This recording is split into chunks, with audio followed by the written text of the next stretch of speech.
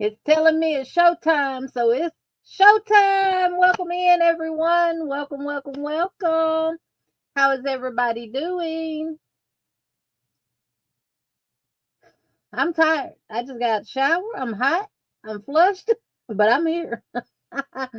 Hey, Angela Wright, welcome in. Hey, Miss Vicky, welcome in. Hey, Jen, my friend, welcome in. Hey, Chris, welcome in.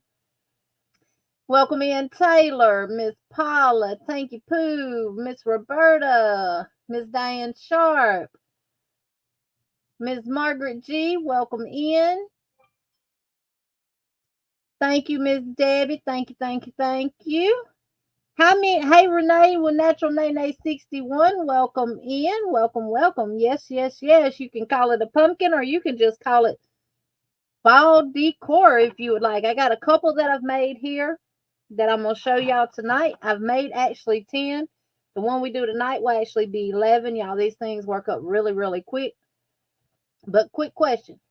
How many of y'all were actually able to get the little styrofoam pumpkin from Dollar Tree? Give me a thumbs up in the chat if you were able to get it.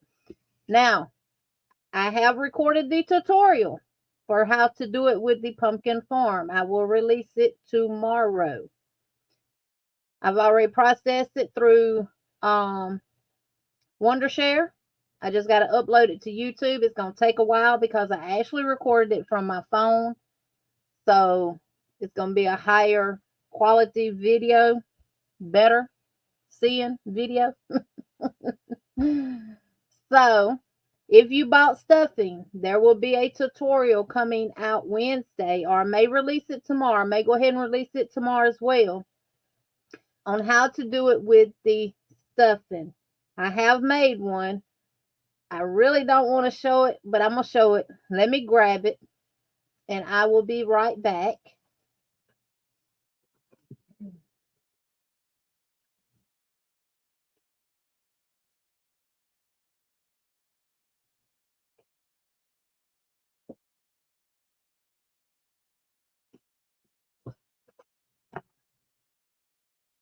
I was saving this one for October, but I'll go ahead and show it tonight since I will be doing a tutorial for it tomorrow. And I'll go ahead and release it. It'll come out tomorrow evening. This one is with the stuffing.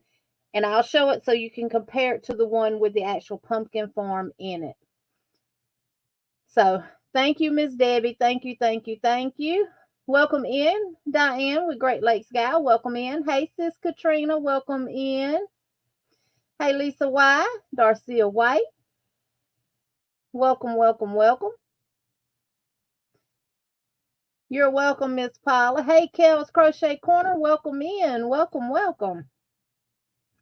So the one that is made with Fiberfill, y'all know next month is October, which is the month of Halloween, but it's also the entire month of breast cancer awareness. So I made one last night for breast cancer awareness. Now I know y'all like, well, that's just pink pumpkin with pink flowers. And this one is stuffed. It is stuffed. So the tutorial for this one will be coming out tomorrow. I'll go ahead and release it tomorrow. Kel, you need any size 4-weight yarn. This one right here, I actually used less than 1 skein of the Just Yarn from Dollar Tree. So it takes less than 109 yards. Okay. Actually, the one I'm going to use tonight is going to be this one, and it is in the color of butterscotch. I've made this one. This one is one of Chastity's. She has one that is in dark purple and then a lighter purple. She wanted a cream one with purple flowers, so I did her the cream with the purple. I've done 3 mustard colors. And this one is for a girl that lives down in Mobile. She wanted it in like the burnt orange. This is I can't think of what the name of this is. I got it right here in my basket, but this is Dollar Tree yarn, and it took less than this one skein of 109 yards. So I know Dollar Tree's yarn have gone up on their yardage to 152, I want to say. But these are the old skeins. These are 109 yard skeins that I'm using. So, but this one is with the fiber feel. Let me squish it for you. See, these you can't squish. The same way that I made this one, I made this one, but to get the lines of the pumpkin, I did front post double crochet. And this is how the bottom looks. And then I did it so far, and then I came in with the other lines. So this is all me, no pattern. That's why I'm been busy trying to get the tutorials done so that I can release them. But yes, this is going to be for breast cancer awareness. And I did just the generic ribbon for it, and I used pink beads.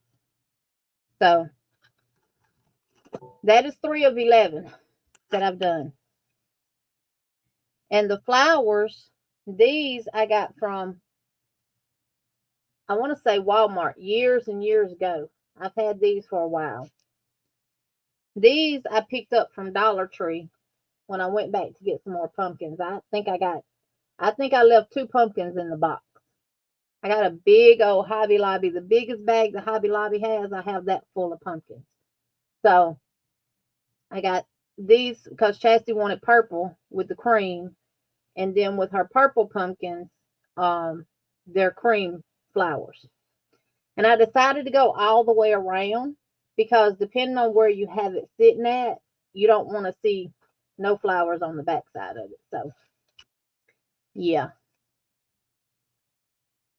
Crochet and with the Centro. Well, I did a couple of Centro covers for the Styrofoam one, Lisa, and I didn't like how it looked.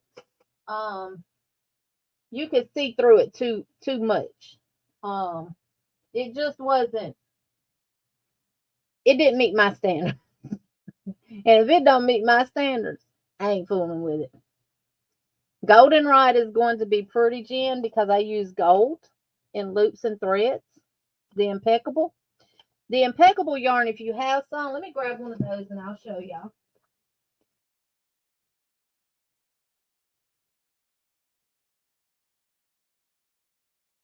And for my purple lovers, I'll go ahead and show y'all the deep purple.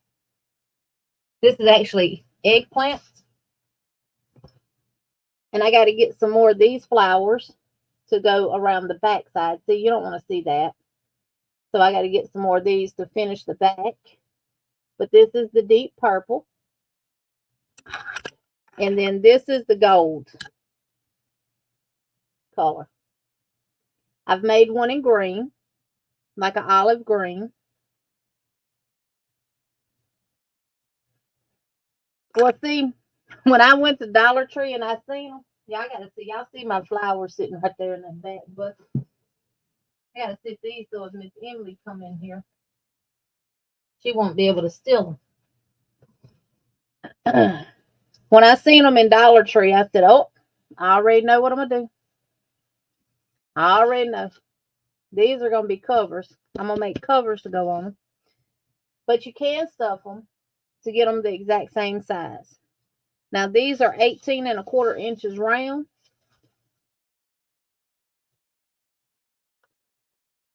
Five and a half inches wide and 4.5 inches tall. I wrote all that down. Let me welcome the other people in. Hey, Maribel, welcome in. Anybody that I've missed? Hey, little Rosie Rindler, welcome in. Hey, Miss Joy, Wooling Around with Joy, welcome in. Yes, grab your yarn. Hey, Maritza, welcome in. To me, I think they're more than just pumpkins. I mean, you could literally make these in any color that you wanted, and you could use them any time of the year. You could do them in pastel colors. and decorate them with Easter eggs and stuff. I got a bunch of eggs that you could just put a stick on and stick them through there and add some pastel flowers to go with them and use them for Easter. Who knows it's actually a pumpkin form inside of it? Nobody but the person who made it, right? All right, so we're going to dance for Miss Debbie right quick. Thank you so much, Miss Debbie.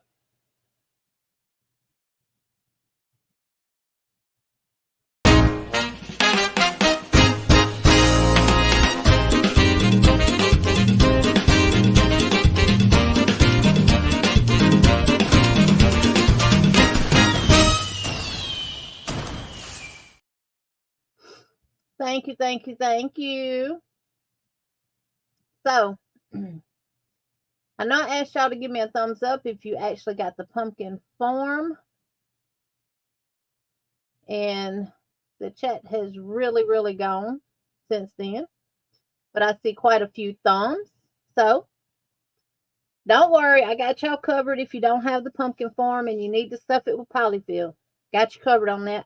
And I'll go ahead and get that out tomorrow as well. But the tutorial for the pumpkin form will actually come out tomorrow. That way, if you need to go back and watch anything, you won't have to go through the entire live for that. Now, it takes me roughly about 45-50 minutes to make these. Miss Vicky, that's going to be pretty.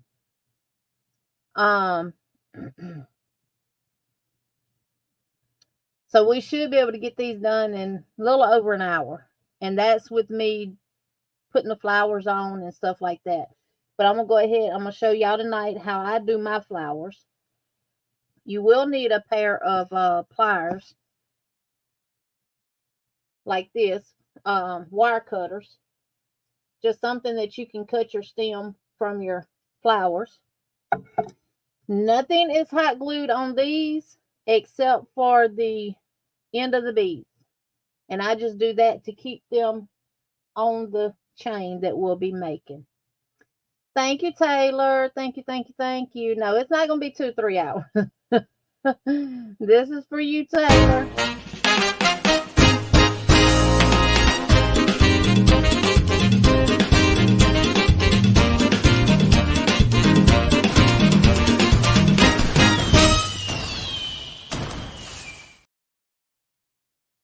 Thank you, thank you, thank you. All right, I'm going to go ahead and share. Oh, that's sweet, Taylor. I'm going to go ahead and add this one to the screen, switch places with it, and let it go big. And I'm going to go tiny. I'm going to go to the top. And I don't know why I have to do this, but every time that happens, I lose part. Are y'all okay with me being there? Because I can.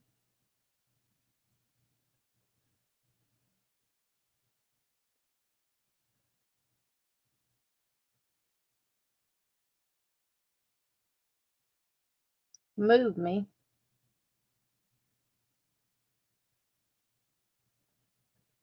around. Hey, look, I'm gonna put me up here by my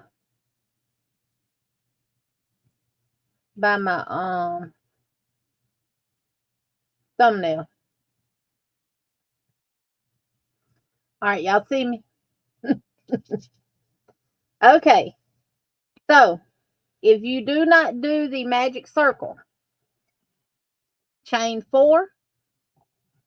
If you're a loose crocheter, 4 will be good. If you're a real tight crocheter, I recommend that you chain 5 and join to the first chain to make a ring.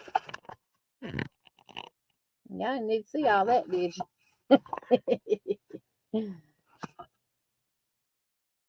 don't know why it looks a little dark. Okay, that's better.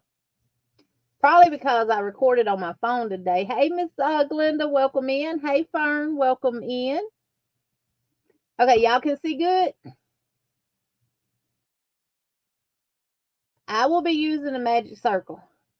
For those that do not do the magic circle, Chain 4 if you're a loose crocheter. Chain 5 if you're a tight crocheter. Hey, Samantha, welcome in. And join with a slip stitch to your first chain. And then chain 2. To do the magic circle, put the tail of your yarn in your hand. Wrap it around your first 2 fingers. Come across the back in an X formation across the front. Hold that back string. Insert underneath the first loop. Pull that back loop up. Grab that yarn and chain 1.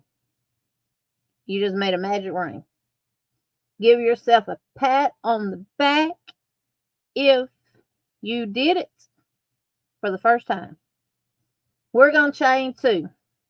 This chain 2 is not going to count as a stitch from here on out. Fern, since you're late coming in, we're going to be making this beautiful pumpkin.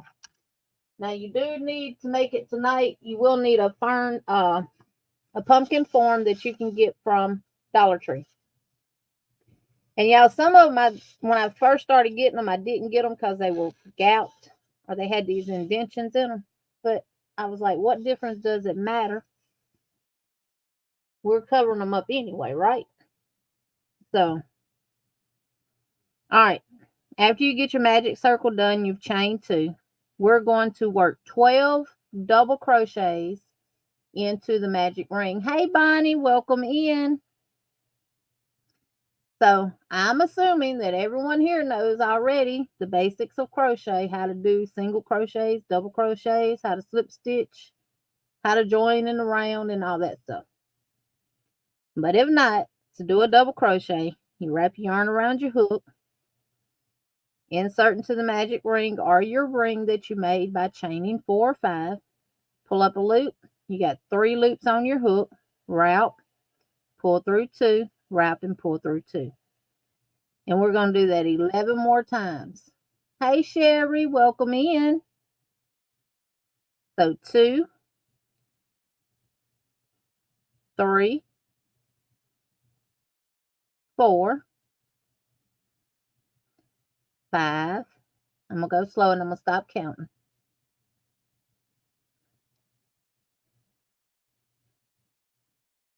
Thank you, Fern. Thank you, thank you, thank you so much. I'll go ahead and do my 12 and then I'll play the new member thing for Fern. And let's welcome Granny D, the most lovable, huggable, and adorable granny that we know in the house. And let's welcome Miss C in the house.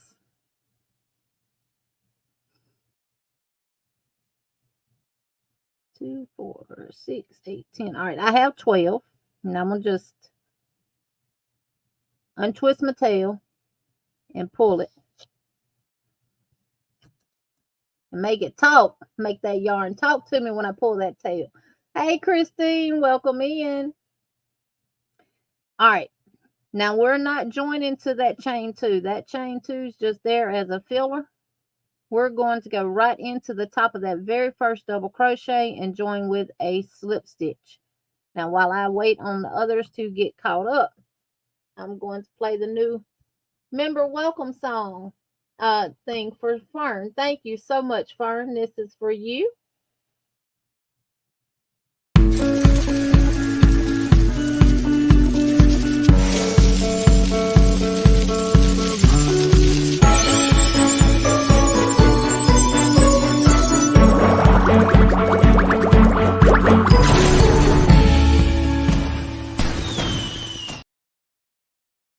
Thank you, thank you, thank you so much, Fern. So, give me a thumbs up when you have your 12 double crochets completed. And when we get into this, you're going to be like, well, we're making a beanie. Kind of like a beanie. I'm just going to cut that tail off a little bit so it don't get in my way.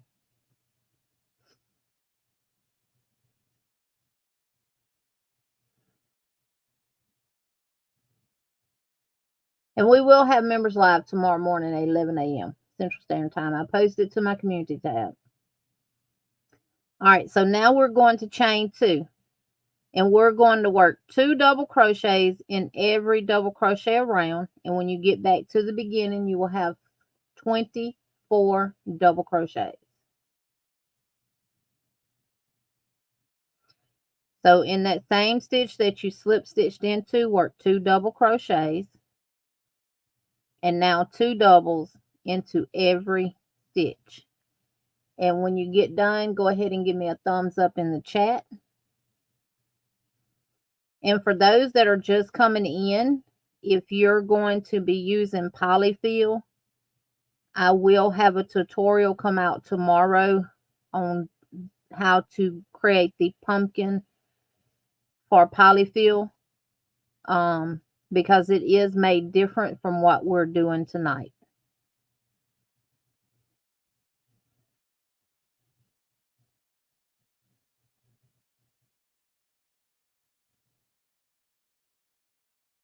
So right now we're on round 2 and we're just putting 2 double crochets into every stitch.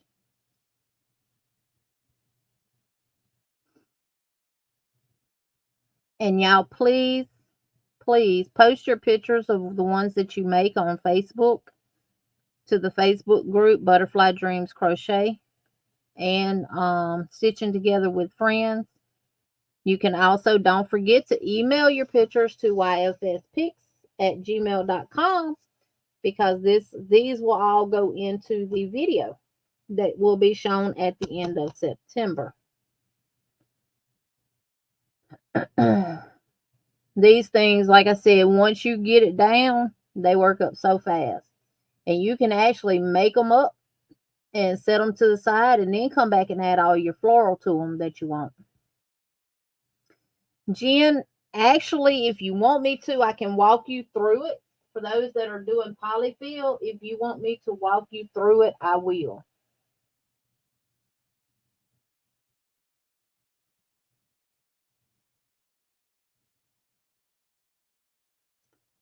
So, y'all let me know if you want me to walk you through how to do it for the Polyfil. Take your time, Sherry, and once you find the end of it, if you know how to do a magic circle,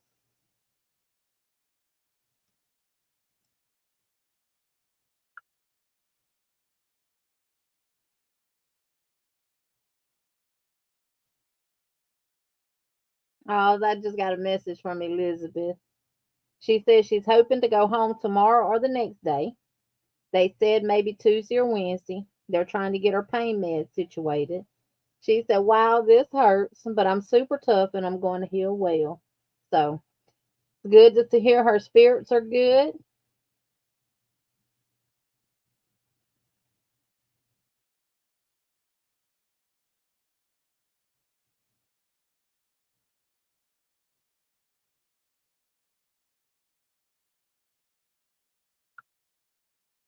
I haven't been bothering her. I'm trying to give her time to heal. Okay. If you're doing this, if you're doing the Polyfil, what you're going to do is, well, I tell you what, since it's not going to take real long to do, let me just grab this. And for those that are doing it with the pumpkin form, once you've completed row 2, you will have 24 double crochets, and you will slip stitch to the first double crochet, not the chain 2. Join with a slip stitch. Round 3 is going to be an increase row. So chain 2 and then work 1 double crochet into that same stitch and then work 2 double crochets into the next stitch and continue that pattern all the way around. So 1 double crochet into the next stitch and then 2 double crochets in the next, and do that all the way around. And I'm gonna get these ladies set up on the Polyfil. We'll just tag team it tonight. How about that? Now I'm using Just Yarn Worsted from Premier from Dollar Tree in the color Chestnut.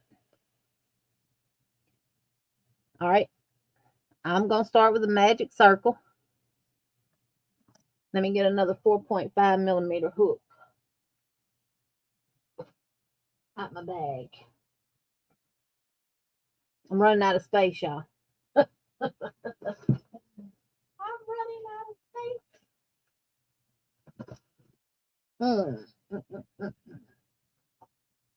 Because there's a certain way you got to do it to increase.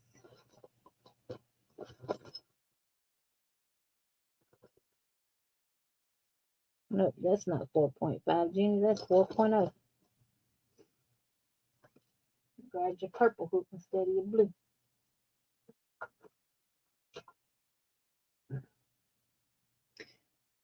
All right, start off with your magic circle, just like you would on the other one. And do 12 double crochets, chain 2. And then work 12 double crochets into the ring.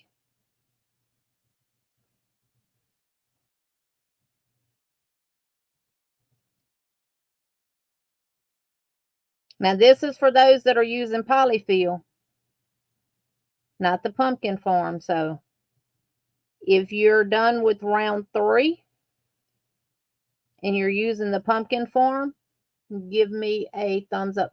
Miss Debbie, just pull back to your 12 double crochets.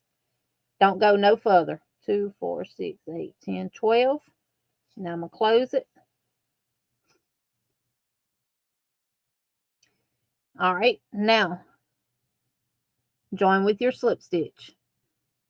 For those that are using Polyfil, let me know when you have gotten back down to your 12 double crochets, and I'm going to continue working on round 3.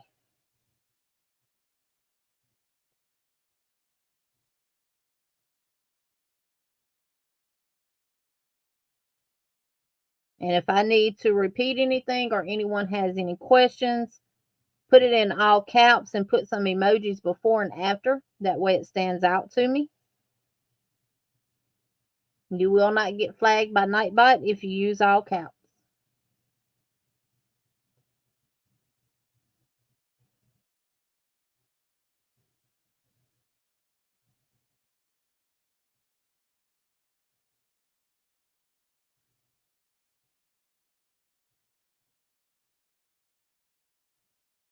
I got this.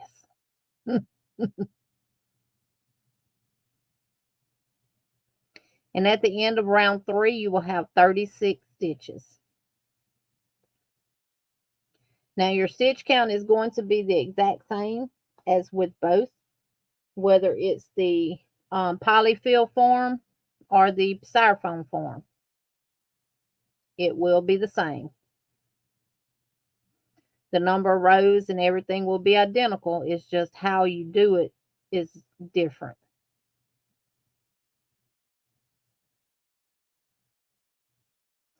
All right, that is the completion of row 3 for the Styrofoam. For row 4, get them started on that, is another increase row. So 1 double crochet, chain 2, and work a double crochet back into that same stitch, and then 1 double crochet into the next stitch, and then 2 double crochets. So 1 double crochet into the next 2, and then 2 double crochets. And then I'm going to go back to the Polyfil one. So y'all carry on with row 4. 1 double crochet in the next 2 stitches, and then 2 double crochets. At the end of row 4, you will have 48 stitches. Sherry, round 3 is a total of 36, and row 4 will be a total of 48. All right, to do it with the Polyfil, after you get your 12 double crochets, we're going to chain 2, and we're going to work a double crochet right back into that same space, and we're going to front post double around that same stitch. Go into the next stitch like you normally would and work a double, and work a, that ain't what I did,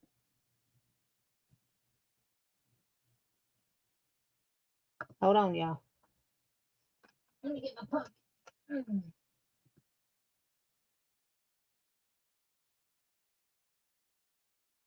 Yeah, I did. And we're going to work 2 regular double crochets into the next stitch.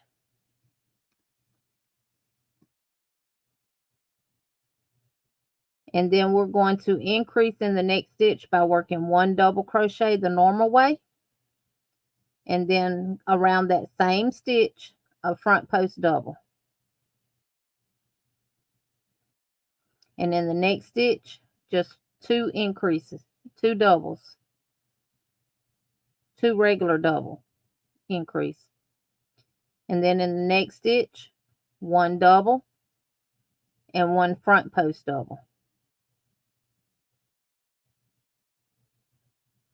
And in the next stitch, 2 doubles.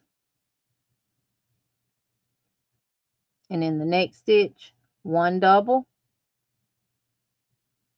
and then increase with a front post. And then 2 double crochets. And then 1 double and then a front post double around the same stitch. And then 2 double crochets. And then work 1 double crochet and a front post. And then 2 doubles.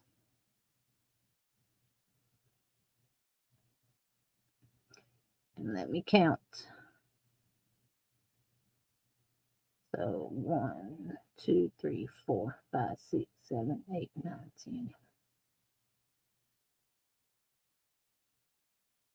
And that got us 24.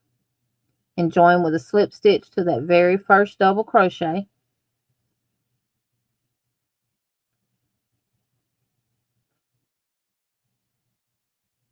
And then chain 2.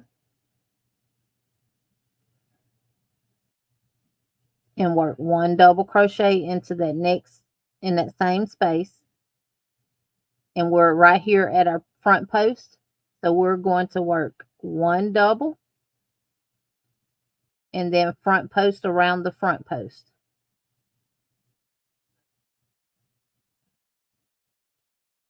Work 1 double crochet into the next stitch and front post around the next stitch.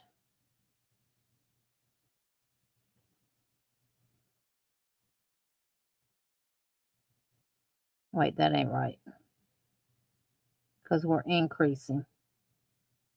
We're going to work a regular increase. 1 and 2. Then 1 double crochet. And then 1 regular double crochet. And then front post. Do I need to redo that?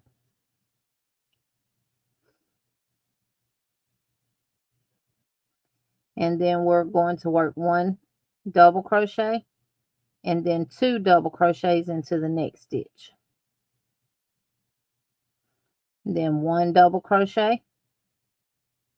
And then 1 double crochet into the stitch. And then 1 double crochet front post around the front post.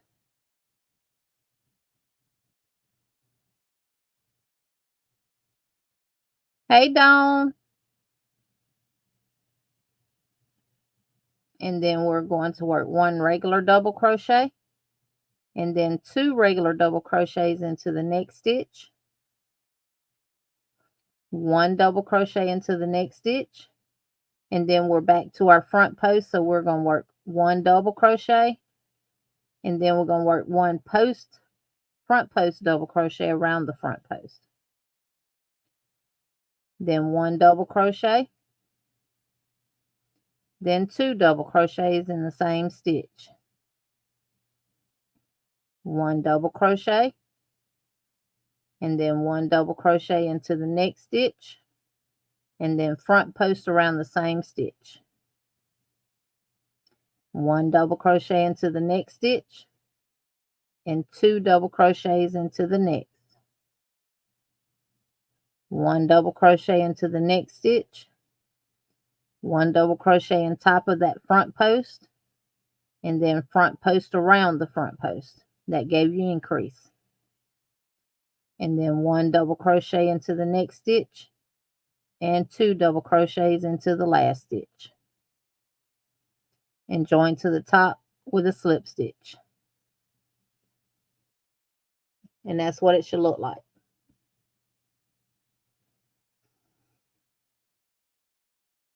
And we won't start the other front post until we get to row 5.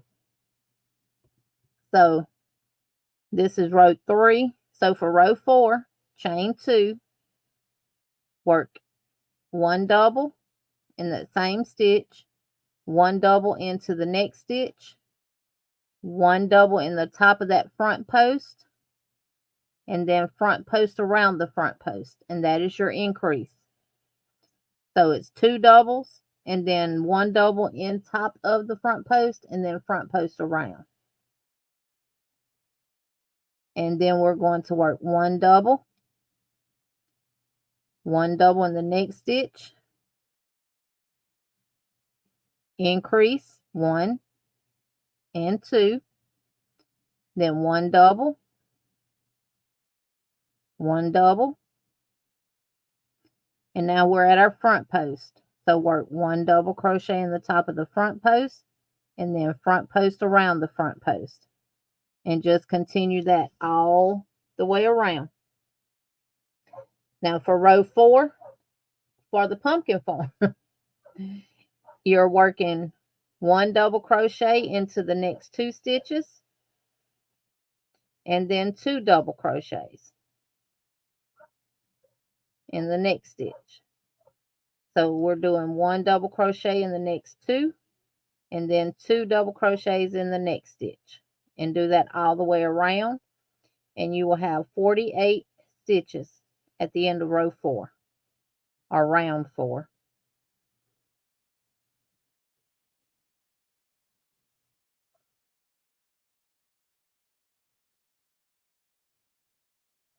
So I'm going to go ahead and finish this and get them on row 5.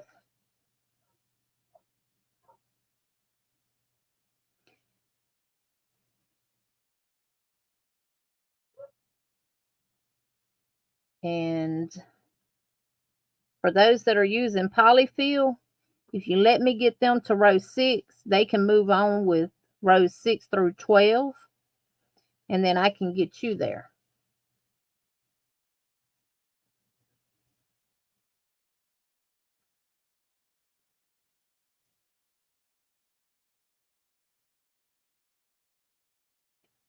So I'm just working 1 double crochet in 2 stitches, and then 2 double crochets in the next stitch.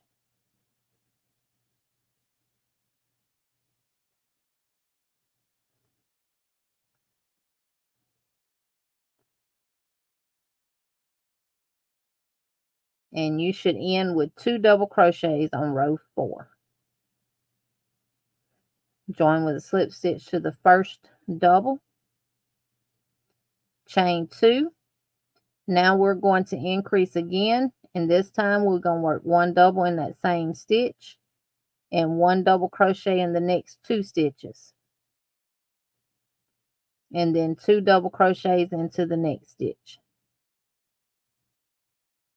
and then 1 double crochet into the next 3, and then 2 double crochets. So row 5 is 1 double crochet in the first 3 stitches, then 2 doubles, then 1 double crochet in the next 3, and then 2 doubles.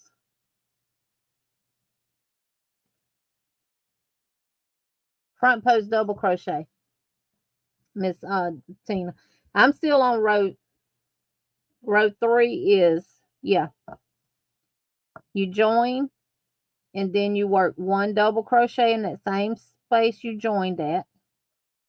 Then you work 1 double crochet in the top of your front post, like you would normally do your doubles, and then you front post around it, and that gives you your increase.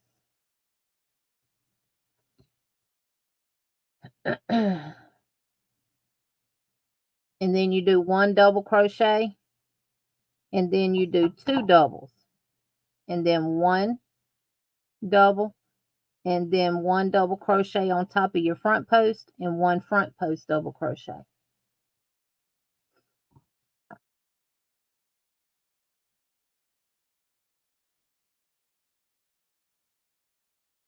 And then 1, 2,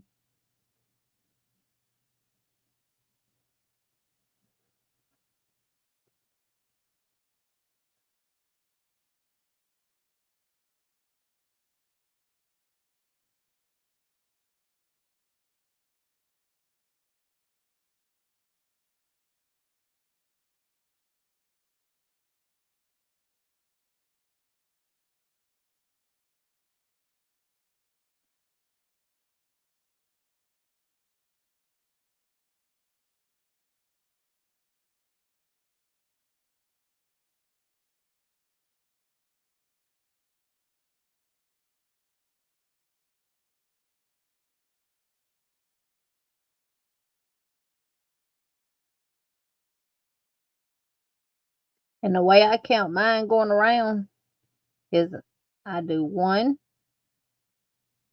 2, 3, 4, and 5. And then I go 1, 2, 3, 4, and 5. That's how I count my increases. Yes, row 5, chain 2, double crochet in same, double crochet, 2 double crochet. There you go, Tank. Thank you. 2, 3,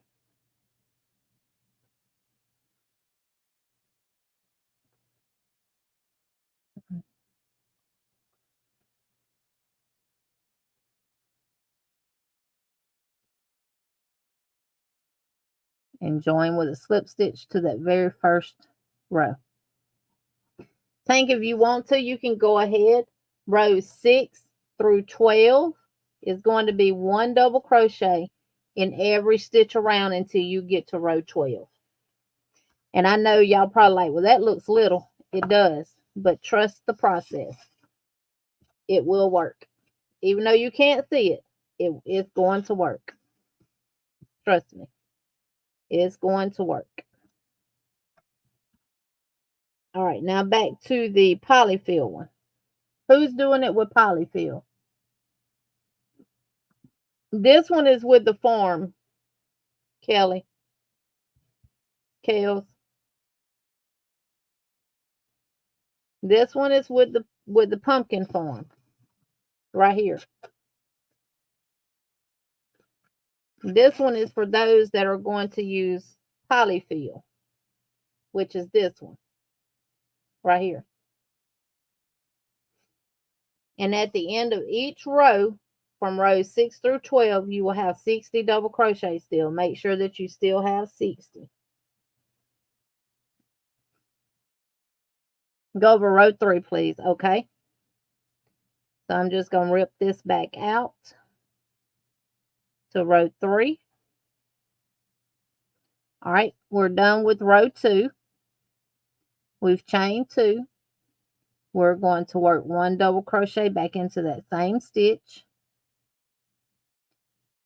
And right here, Miss Debbie, is my front post. We're going to work 1 double in the top of the front post. And then we're going to work a front post double crochet around the front post. We're going to work 1 double crochet into the next stitch. And because this is an increase row and we're doing it by 1 double crochet and then 2 doubles, that's our first double. So then the next one's going to be just 2 doubles. And then 1 double crochet into the top of the next double. And that gets us back to our front post here. So we're going to work a double in the top of the front post. And then we're going to work a double around that front post. And that gives us our increase. and then 1 double crochet into the top of the next double, 2 double crochets into the next one.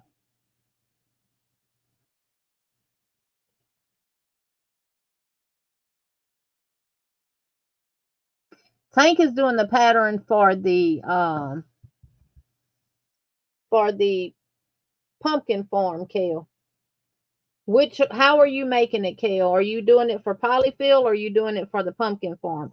Now, if you want to do it for the pumpkin form and you have not gotten the pumpkin form, check your local Dollar Tree because that's where I got mine from. Hey, Mary, welcome in. Hey, Sandy with Left is Right Crochet, welcome in. Hey, Bree with Breezy's Crafty Creations, welcome in. Oh, Bree, I hope you feel better. And for anyone else that I may have missed coming in, welcome in. I'm not ignoring you at all. So, Miss Debbie, does that help?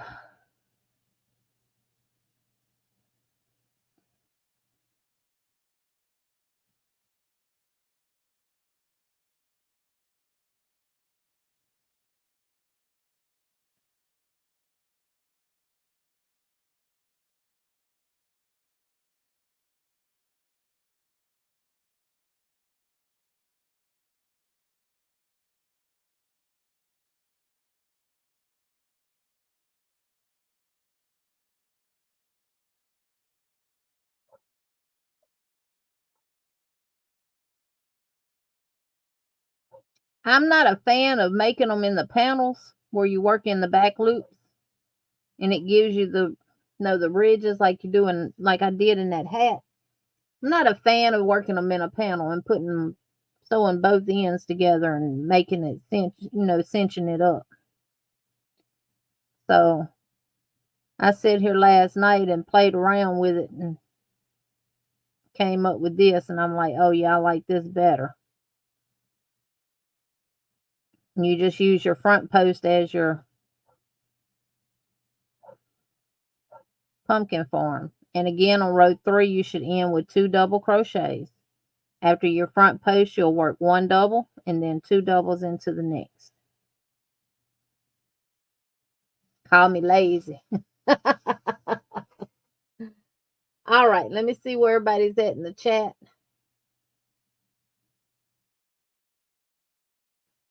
Kel, it depends on which one you're making. If you're making the one for the pumpkin form, then we're just doing double crochets, and you do 12 doubles. Then you work 2 doubles into each double crochet. Row 2, you will have 24 double crochets. Then we increase on row 3 by working 1 double crochet, then 2 double crochets, 1 double crochet, 2 double crochets. At the end of row 3, you will have 36 double crochets. Then for row 4, it's another increase row. We work 1, 2 doubles. Then we work 2 double crochets in the same stitch. Then 1 double crochet in the next 2 stitches. Then 2 doubles. You do that all the way around. And at the end of row 4, you will have 48 double crochets. Then for row 5, you work 1 double crochet in the first 3 stitches. Then you increase by working 2 double crochets. Then you work 1 double crochet in the next 3. Then an increase. 3 double crochets in the next 3. Then an increase. You do that all the way around. You'll have 60 double crochets. At the end of row 5, no more increases. You work rows 6 through 12 by 1 double crochet all the way around. This one is for the ones who are going to do the polyfill. They're going to stuff it, which there will be a tutorial for it tomorrow as well.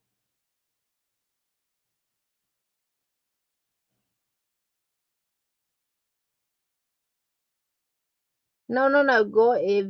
Get caught up. Whichever way you're doing it, get caught up. Yep, 36 double crochets at the end of row 3. So now we're going to chain 2. Now this is for the polyfillers. we're going to work 1 double crochet right back into that same stitch. Now we're increasing by 2. We're working 2 doubles before we increase. So in the next stitch, work a double crochet. Now we're at our front post. So we're going to work a double crochet into the top of that front post. And then our increase will come by working a front post double around the front post double. I know that's a lot, but that's just how it is. Hey, Sunita, welcome in.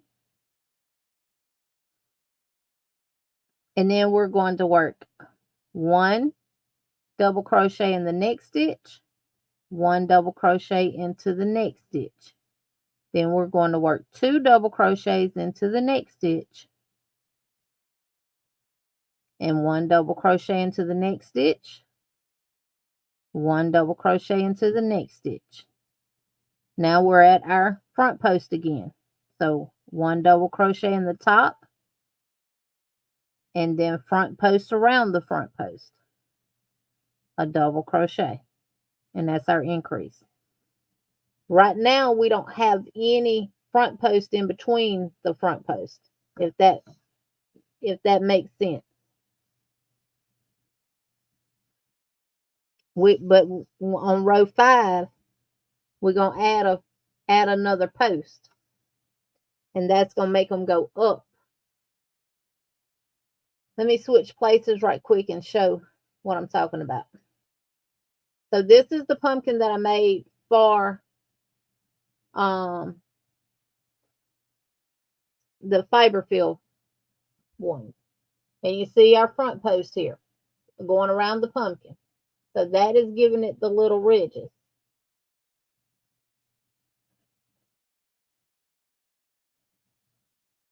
So that is what we're making. And if you look at the bottom, you don't see front post running through here, just where you see the big ones.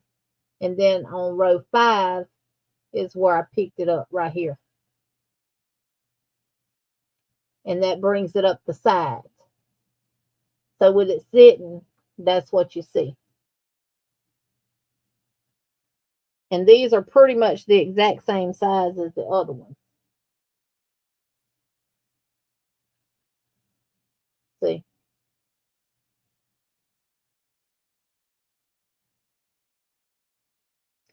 It's just, hey, Aisha.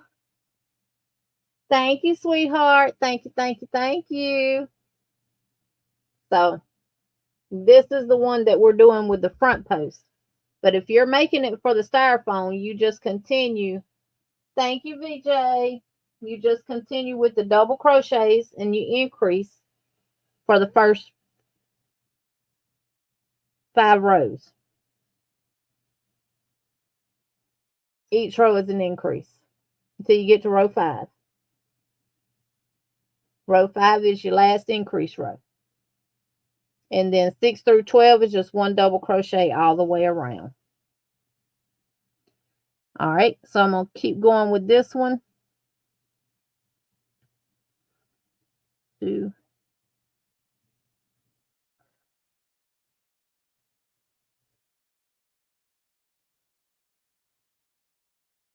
And now I'm going to increase on my front post. I'm going to work 1 double crochet in the next 2.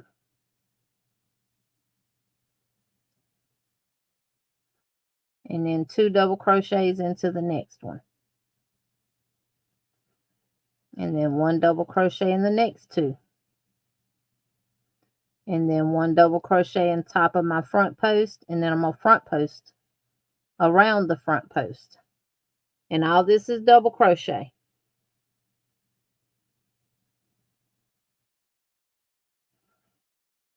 And then we're going to work 1 double crochet in the next 2. And 2 double crochets into the next one. 1 double crochet in the next 2. 1 double crochet in the top of the front post, and then front post around the front post.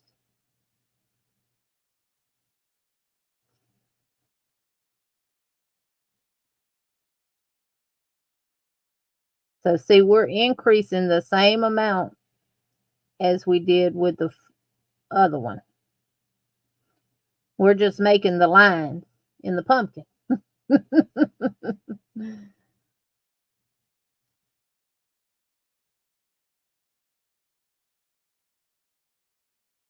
I know that's right, Sherry. Sherry said she went to Hobby Lobby and didn't buy no yarn. She went to Michael's and didn't buy no yarn, but she went online last night and ordered. She wasn't gonna let her $15 reward go to waste. I don't blame you. I had a $20 reward and I didn't let it go to waste either.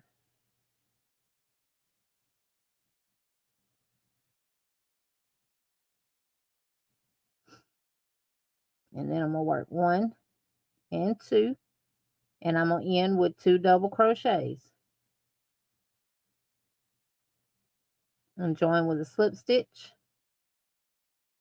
and that's in row 4. Now row 5, we're going to be introducing the next 1 2 3 4, yep, row 5.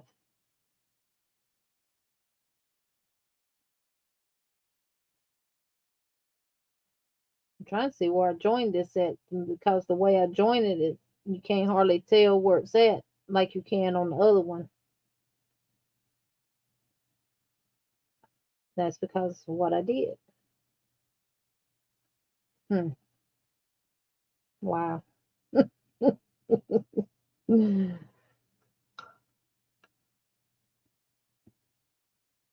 Well, y'all,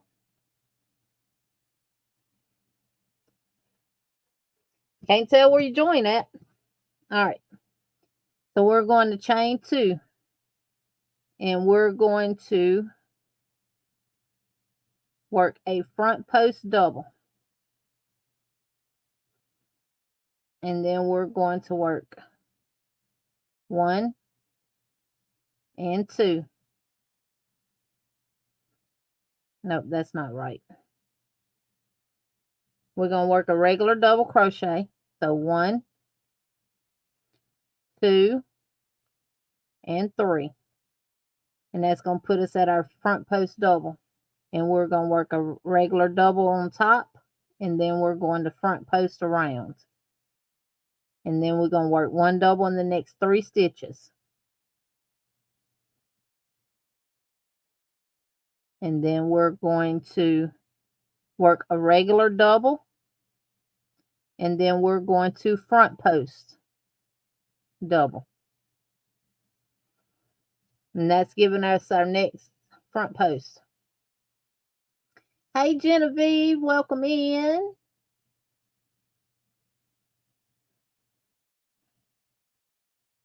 Oh, cool, Sherry. I sure need to get one, because Sandy, Lord, my baby, always thinking about me. Emily gets tangled up in my cord sometime. Of course, when I'm not using it, it stays off. And one of them don't have my Gorilla Glue gun. It does not have an on-off button. It just has a high-low button. So I keep it unplugged, which is why I use it just for my fabric. Putting linings in bags and stuff, since I have the fabric glue now. Because it'll only be turned on when I'm going to line a bag. But my SureBonder, it stays plugged up, but it has an on-off button. All right, so then we're going to work 1 double crochet into the next 3 stitches.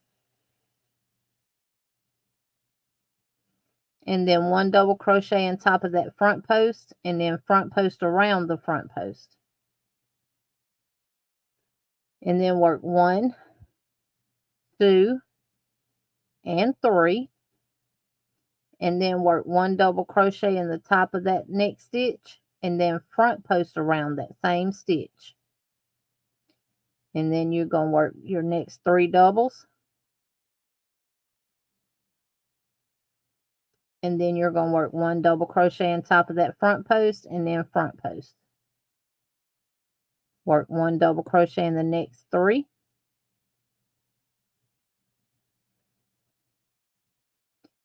And then work 1 double crochet in the next double, and then front post around it.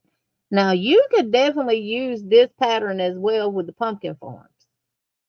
This one you could use for the pumpkin forms as well. And then you could work 1, 2, and 3 doubles. Then 1 double crochet in the top of that front post, and then front post around that front post.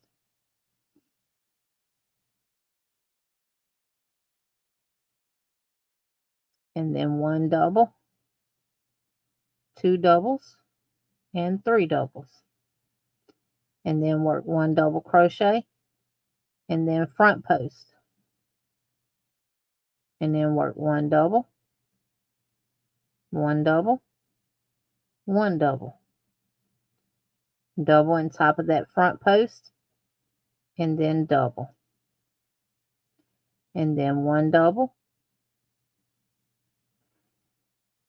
2 doubles, and 3 doubles. Double in the next double crochet, and then front post.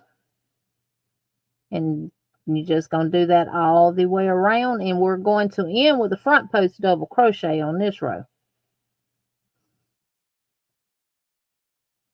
And at the end of this row, you will have 60 stitches. At the end of row 4, you should have 48.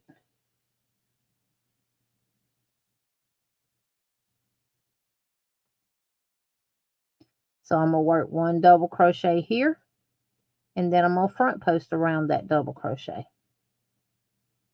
And then we're going to join to that first double crochet. Now that gets y'all to row 6. Now row 6 is smooth 6 through 12, smooth sailing.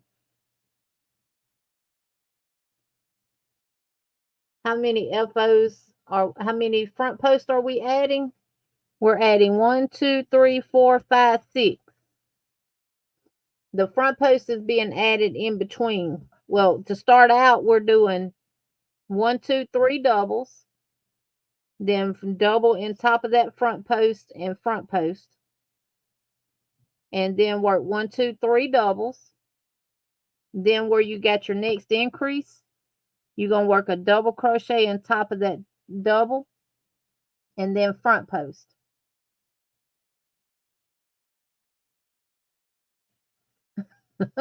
Hey, oodles and caboodles of crafts and scraptastic crocheter. Welcome in. Welcome, welcome. Got it, Miss Debbie? All right. So for rows 6 through 12, you're just going to work 1 double crochet in every double and front post around every front post. We're no longer increasing. So that's 1, 2, 3, 4. And then when you get to your front post, just front post, double crochet around your front post. And then just work regular double crochets till you get to your next front post.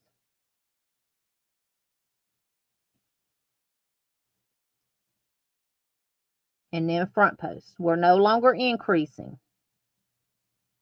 So you will have 1, 2, 3, 4 regular double crochets in between each front post.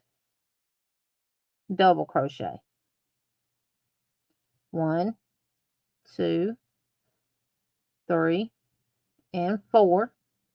And now front post. And then 1, 2, 3, 4, and front post. And then 1, 2, 3, 4, and front post. Got that, Miss Debbie? Gotcha. Okay. And you're going to do that till row 12. And then now once we get to row 12, I don't have to finish this one because what we do after row 12 will be identical to what we would do on both of them. Okay. So I'm going to switch back over to the just double crochet one and get up to row 12. And we're going to chit chat while I do that. I got some of the new macchiato cakes with my extra senior discount. They were $8.18.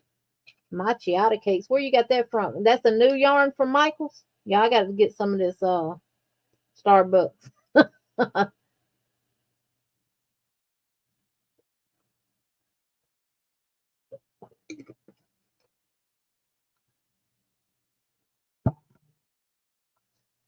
Jen, where you at on the styrofoam?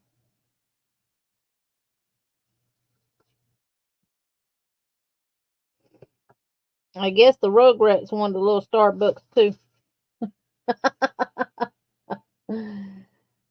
Take your break. I'm just now fixing to start row 6, so let me get row 6, 7, 8, 9, 10, 11, and 12 done, and we can chit chat while I do that.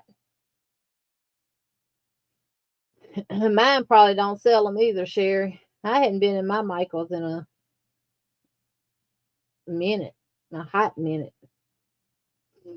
They just don't never entice me.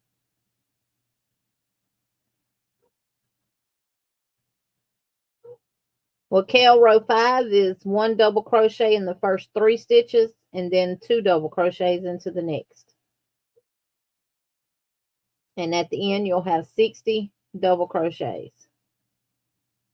So keep going until you complete row 12, and then I'll meet back. I'll meet like I'm doing a doggone tutorial.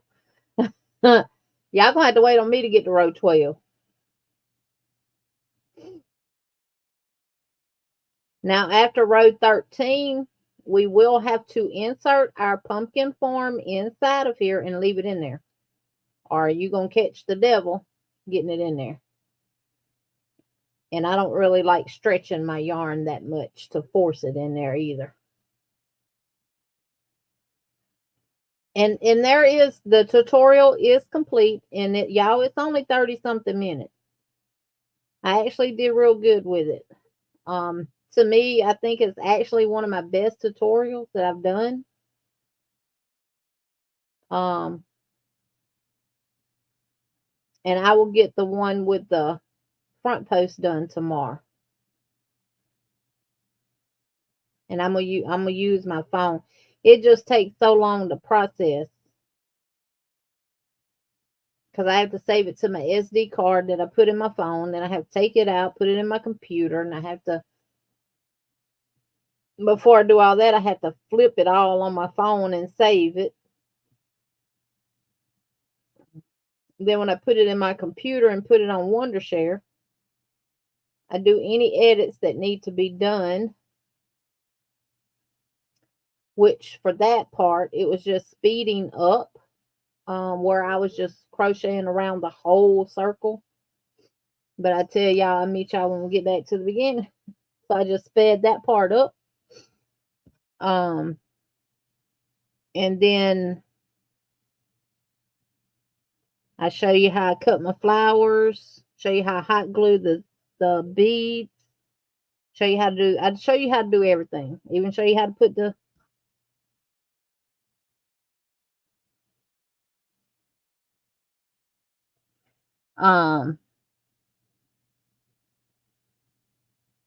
flowers in there and everything. Which we're going to do all that tonight. Lord, we already almost an hour, aren't we? Hey, but that's good because we've did two ways. Hey, Miguel. You don't like a lot of stuff that has a lot of polyester? Oh, well, see, I can't use it. If it has wool in it, I cannot use it. No wool.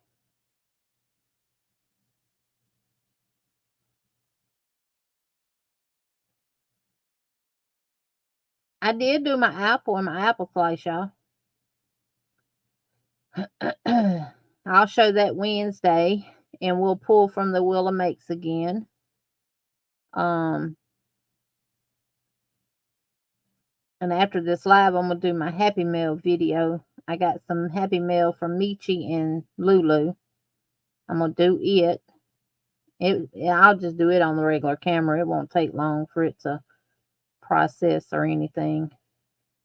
And I'm going to upload the tutorial tonight because I know it's going to take YouTube a while to process it. And it'll be scheduled to be released tomorrow. And then I'll get up in the morning and go ahead and do the tutorial for the Polyfil one. And then we'll do our members live at 11.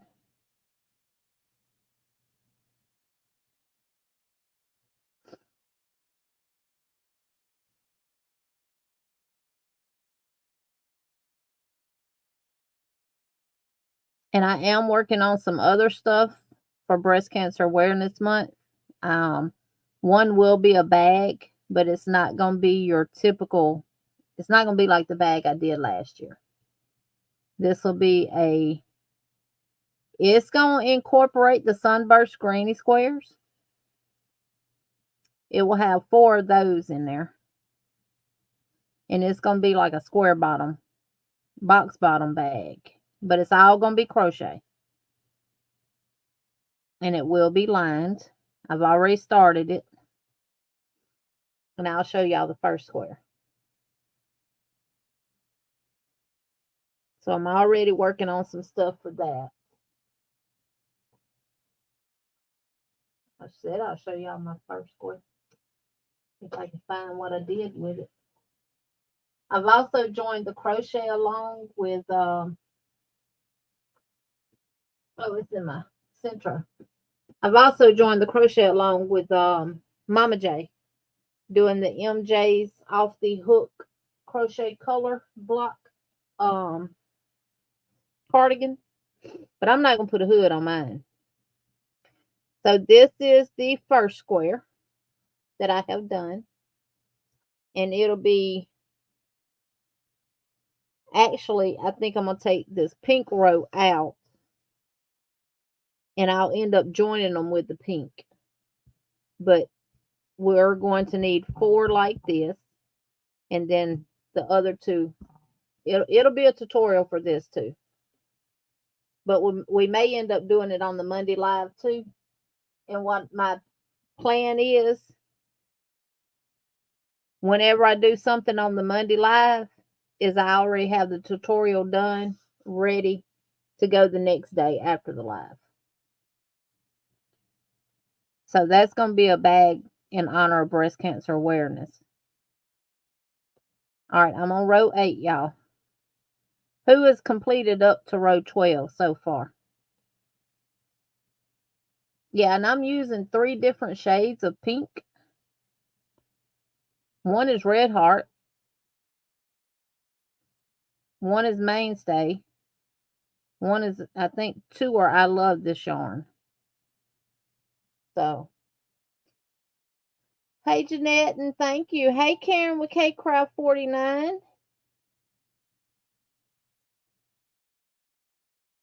I think these little fall decor flower arrangements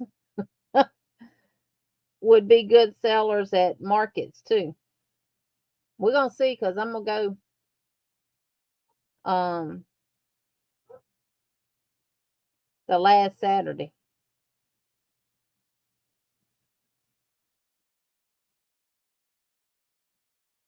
I think that'll be a good time to go, because October is the next day. So, hey, Dawn Yarn Doll. Yeah, who's made it to row 12?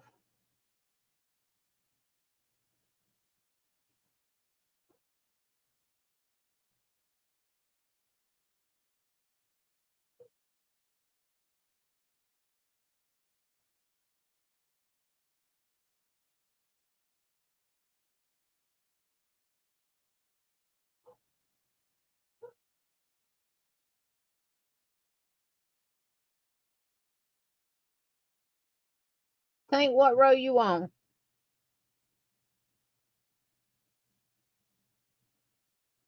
Oh, okay. See, Lisa's on row 11, Jen.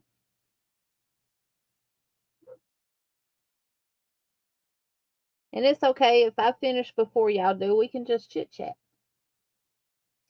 Jeanette, that particular color palette is my design, but the Sunburst Granny Square, it's just a square that anybody can make.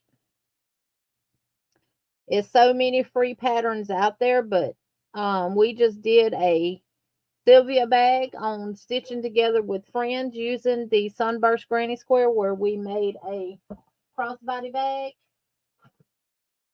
And this is the only one I have to show y'all. My grandbabies robbed me Friday of my blue one and of the real pretty one that I lined. This one has not been lined yet. But this is the one y'all know that I made with y'all on Stitching Together with Friends. And this again is the Sunburst Granny Square. And I did change up from the pattern because they do have doubles. I just do doubles. And I still have to line it. And the way I joined it and did the chain, the handle, it's all done with the joining of the bag. So, which I will be showing how I did this in a short for one of my dear sweet friends.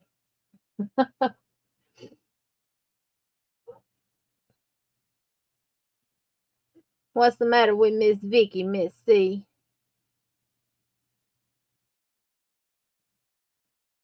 Oh, don't we hate yarn barf?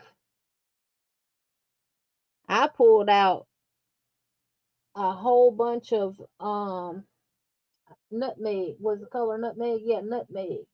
When I went to use it to make a pumpkin, which I got to make 2 more in that color for order. When I went to pull the center out, just a whole bunch of brown came out with it. I saved it because I can use it for scrap yarn for my centro if I need to use some scrap yarn. But it wasn't even attached. It was just stuffed on the inside. So I'm working on row 9 now. And I'm just continuing with 1 double crochet all the way around. Now this color I'm using is butterscotch. It must be some old butterscotch because butterscotch is kind of yellowish.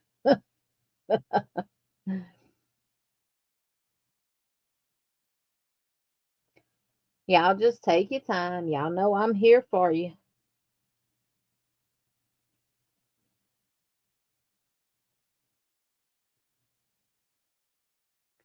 And I did edit the tutorial to let you know what you do each round and how many stitches you will have at the end of each round. Until it came time for the decrease rows, and then I just couldn't get it to fit without blocking me. So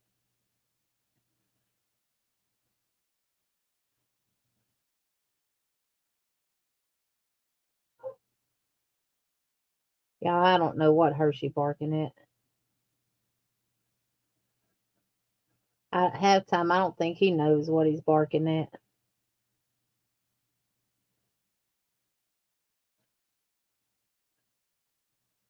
A cat probably too close to the shed out there or something.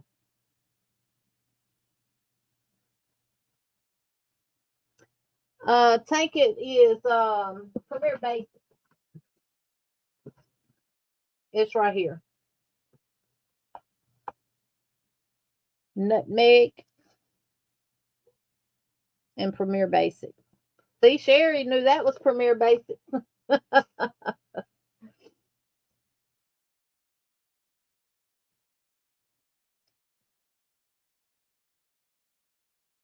It's really, really pretty. Hey, Juanita.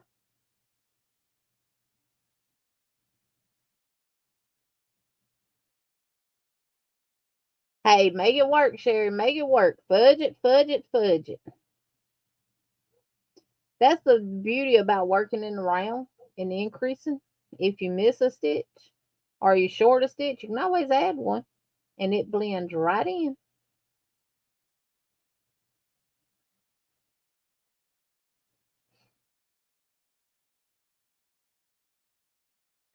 There's really 3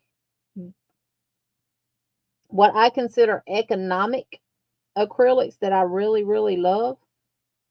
And that is, I love this yarn, Premier Basics, and the Kraus Smart from Michaels.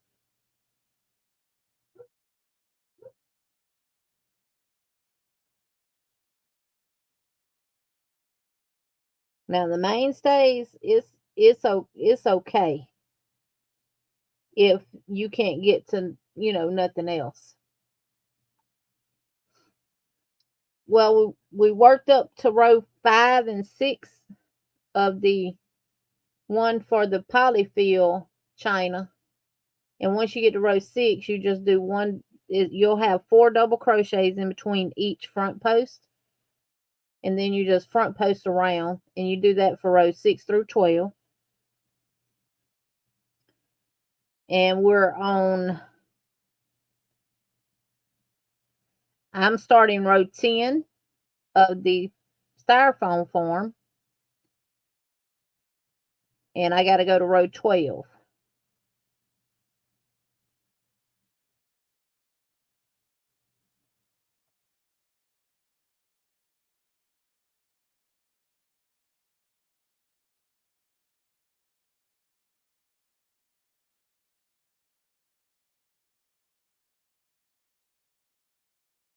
You could also, yes, Anita, I can see you. I can see you. I see you, I see you, I see you. I do, I do, I do. Tank says, no, Sunita, you're invincible.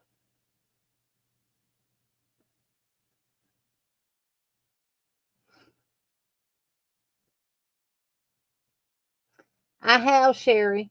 I actually have some in the pink, I think. The only thing I have it in is the pink. And see what I mean by when you couldn't see the bottom of it, and I told you it'll be okay. Hey, Rebecca. See how it's coming up the side? That's how you want it. Now, this yarn is a little bit thinner than the regular Premier Basics. And when I get to row 12, I may have to do row 13. But that's okay.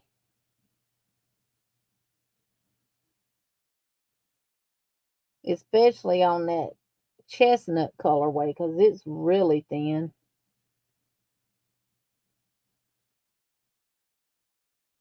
My Dollar Tree had some new yarn in, but they only had white. But it was the Premier Just yarn. What I mean by new is the ones that have 152 yards in them instead of the 109. I said, well, at least they did increase their skein since everything went up a quarter.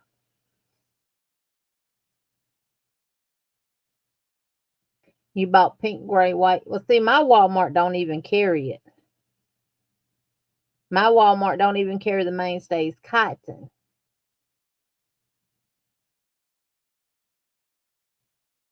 Yes, I've worked with it. Now I will say this. The pink that I have, it's a little on the thick side to me for a 4-weight. But I have worked with it and I do love it. It reminds me of the Soft and Sleek from Hobby Lobby. Hey Denise, welcome in. All right, so I finished row 10. I'm going to go to row 11 now. Sherry, I love the Mainstays cotton. To me, it's no different than the I love this cotton from Hobby Lobby. It's twisted the same. It feels the same. It's as soft as that. The only thing is you don't get all the beautiful colors that you can get. Hey, Kristen, in the I love this yarn.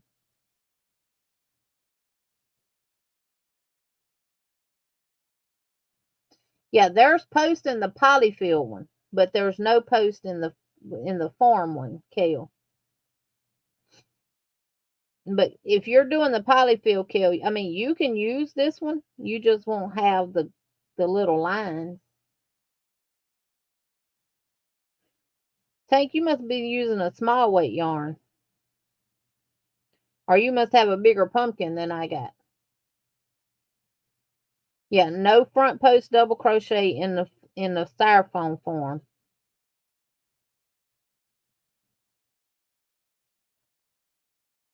Only if you're doing the Polyfil one, there's front post. which there will be a tutorial for tomorrow.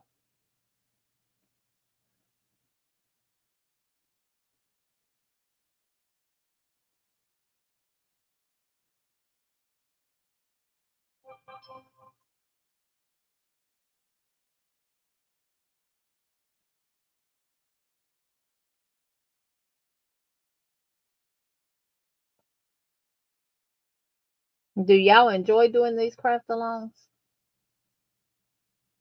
Now, Miss Diane, I used to be a Red Heart Super Saver fanatic. 2 Karen Simply Soft. Okay. So you're about equivalent. That's what I may have should have done with that chestnut color. Held 2 strands, but it'll work.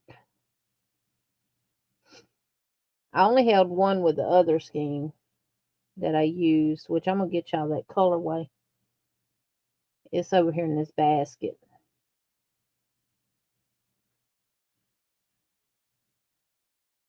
That's what I did the weekend, sat in the living room with the husband and we watched TV, and I made pumpkins up and did everything except for put the flowers on them and secure the beads.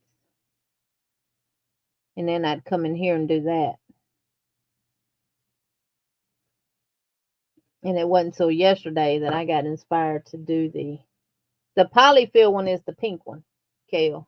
The pink breast cancer awareness one. The Polyfil one is this one. See, it's squishy. Jen says, Kel, I love that you're a mess and confess it. But if you're, if you don't have the styrofoam form and you would like to get it, Dollar Tree sells them. If you want to do the Polyfil one, there will be a tutorial for this tomorrow. Hey, Lulu. Lulu, my Happy Mail video gonna come out tonight.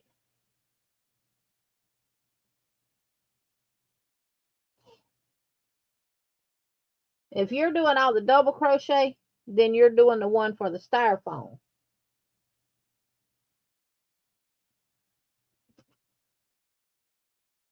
Let me find that yarn that I used.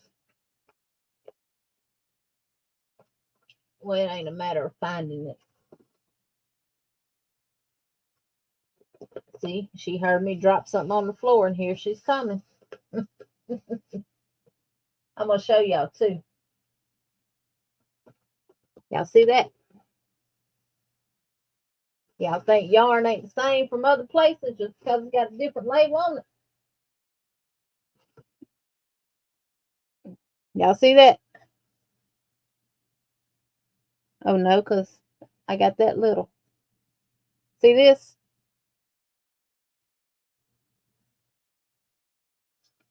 Oh, this is just Premier Yarn, just worsted right here. And it is in the color Ember. And this is Craft Smart in the color Clay.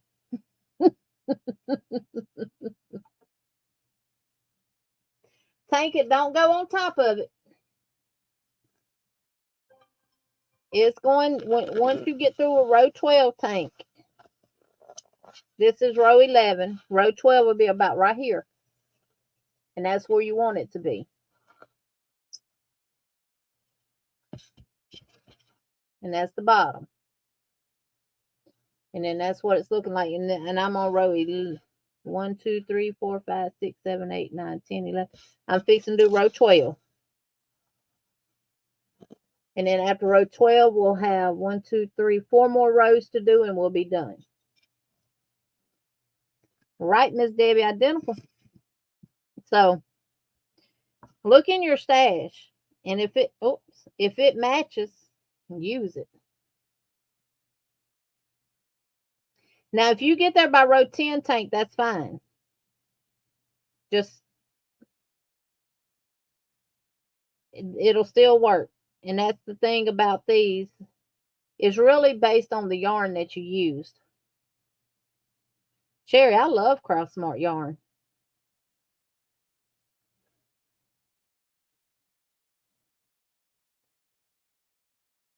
I love Red Heart Super Saver, but it don't love me because it breaks me out. I can crochet with it as long as I don't crochet with it for days at a time. Like I could crochet with it tonight, skip tomorrow, crochet with it a little while the next day, and then it has to be like a every other or every 2 day thing with Red Heart for me. Or I break out like in hives.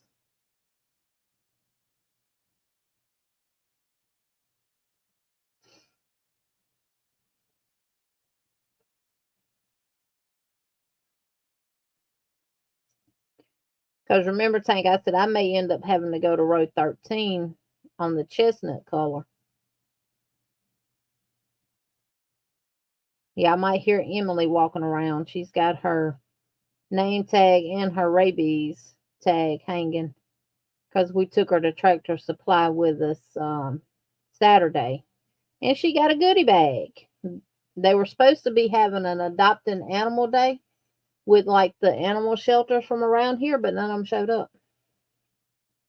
I said, well, maybe they didn't have any animals to adopt. So they had put together a lot of little goodie bags for anyone who came in with their dogs and stuff, or who adopted a dog or whatever.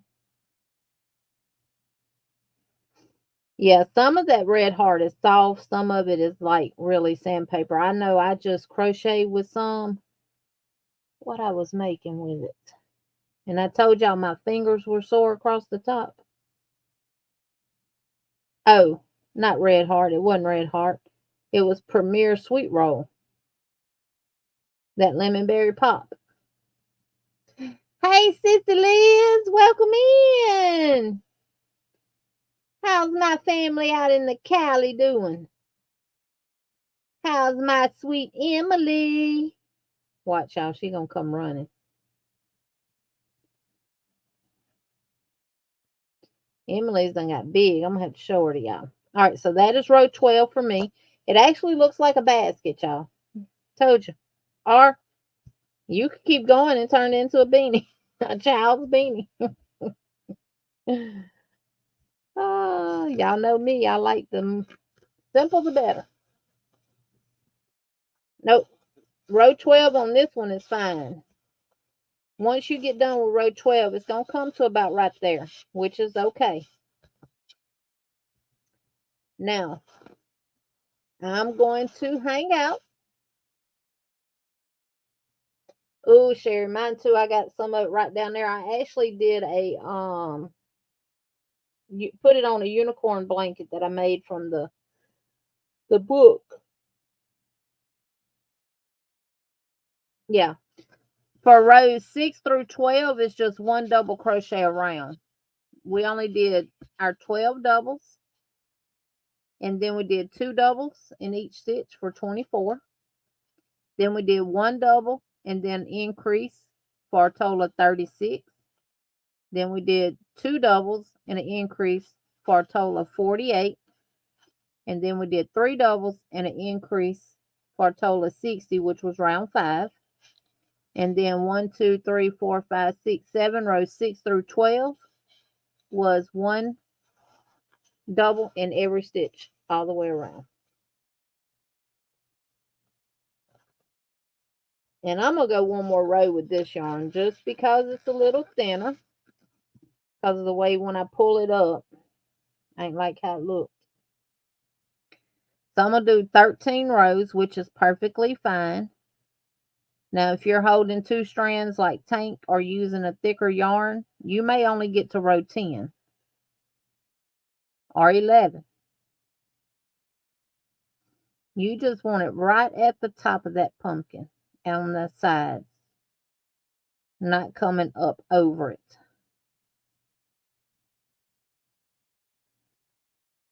So I'm just going to do row 13.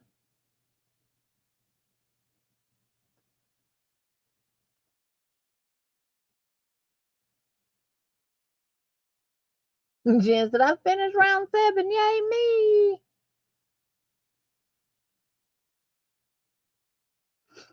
Well, y'all keep going because I can stop on this one until everybody gets to the point where we need to be, and I can start back working on the spiral one, on the front post one.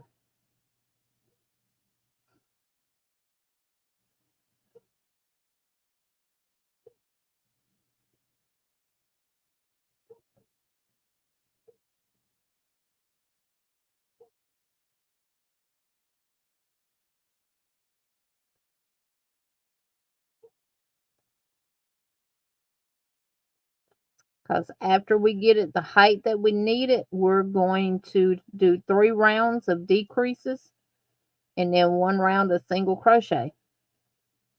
And then we're going to finish that off. And then we're going to make a chain.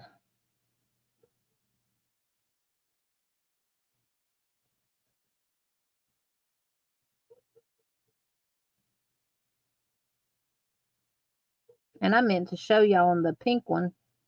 I even made a little, the way I closed it off is different now than the way we're going to close this one off.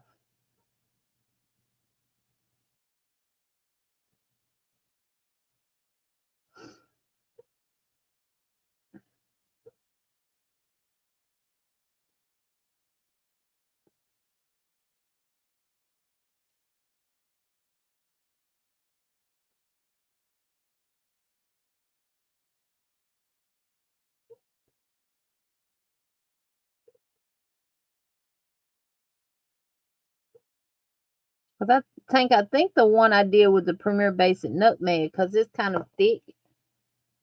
Yeah, I needed extra kale. I needed 1 extra row. And we're going to slide that back in there now. See how that comes up like that now? That's how you want yours to be. So do as many rows that you need to get it to that level right there. So I had to end up doing 13 because this is a smaller yarn. It's a 4 weight, but it's still small, on the small side of a 4. And I think on the one I did with the nutmeg from the Premier Basics, I only did 11 rows. But all the rest of them I have been consistent with 12. No, row 13 was a double crochet row 2. So, you want to say, hey, Emily? Huh? Come here. Come here.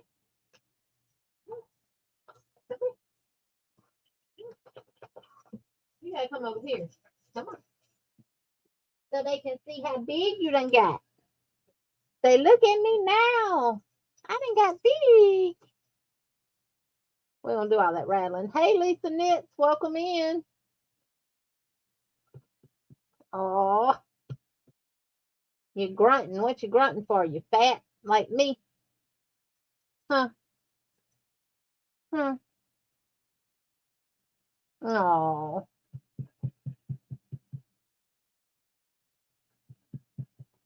Sweet thing. She's got her ears back up, y'all. Last week she had 1 ear down, 1 ear up. Hey, Carlin, welcome in. You hearing Hershey. You hearing Hershey bark. She loves to pull my earrings out of my ear.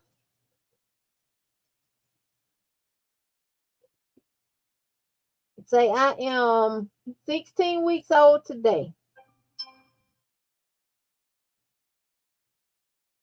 And she's scheduled in November to get sick. And doing really, really good. She only goes on the pad unless she misreads her pad. She thinks she's on the pad, but she's part on the pad and part on the floor. But I mean, she's got the concept. Kel, her name is Emily, and she is half rat terrier and half poodle. And you're right, Lisa, she has some huge paws. I call them hooves because that's what they look like. So I finished row 13. I'm good on that. When y'all get to row 12, 11, 13, whatever you need to get to that height, Give me a thumbs up in the chat. Oh, yeah, Kel. I buy the extra large ones, too. Darn thing's high, too. I told her she's taking away from my yarn. But I wouldn't have it any other way, y'all. I promise you I wouldn't. All right, I'm going back little. But that's how you want it right there. And then we're going to do decrease.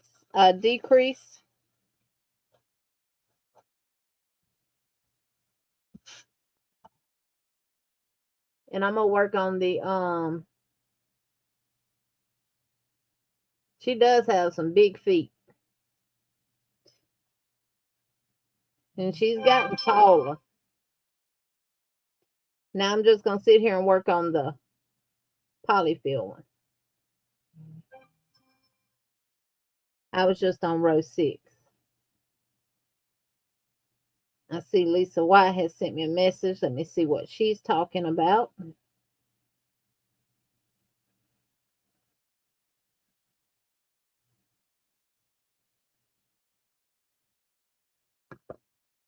Tank said, look at hers on text. Okay.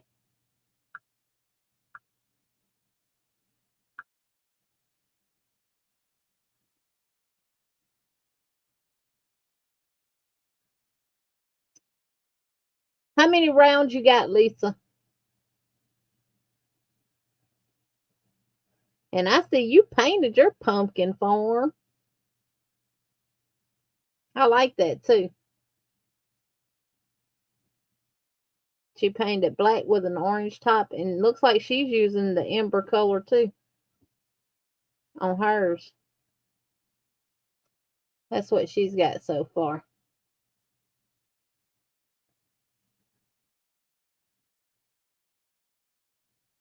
I think you'll be okay, Lisa. Is that 12 rows? And what yarn is that?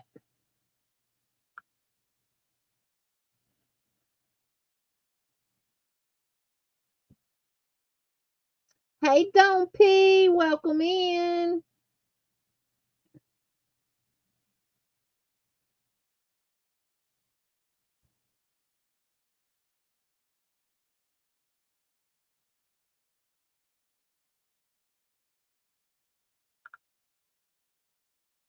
And are you using a 4.5 millimeter crochet hook?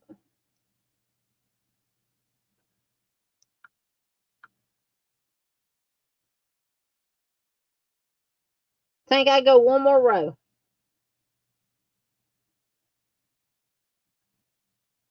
Yeah, one more row, Tank. That's going to look good, too. I like how you combine that, like, burgundy color with the yellow. That looks good. That's what Tank has so far.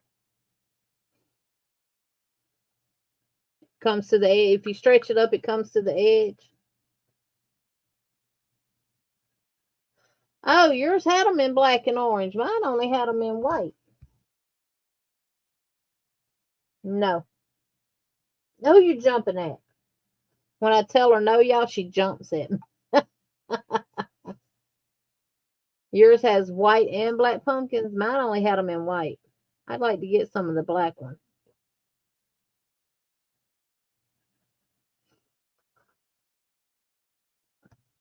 to use with some of the darker colors and stuff, or some of the lighter colors.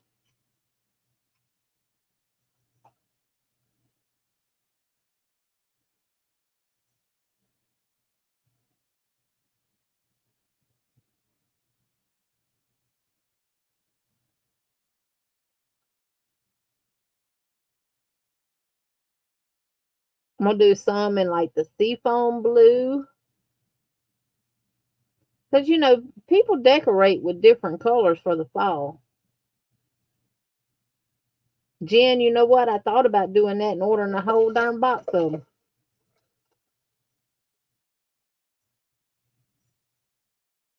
I hadn't looked to see how they sell them online. I know normally you have to buy them by the case. But I don't know if they have them to where you can do like 12 or 24, or if you got to buy the whole darn box. Hey, Sanja. I know some of y'all probably been over there playing bingo with Miss Robin. It's okay. It's enough to go around and share.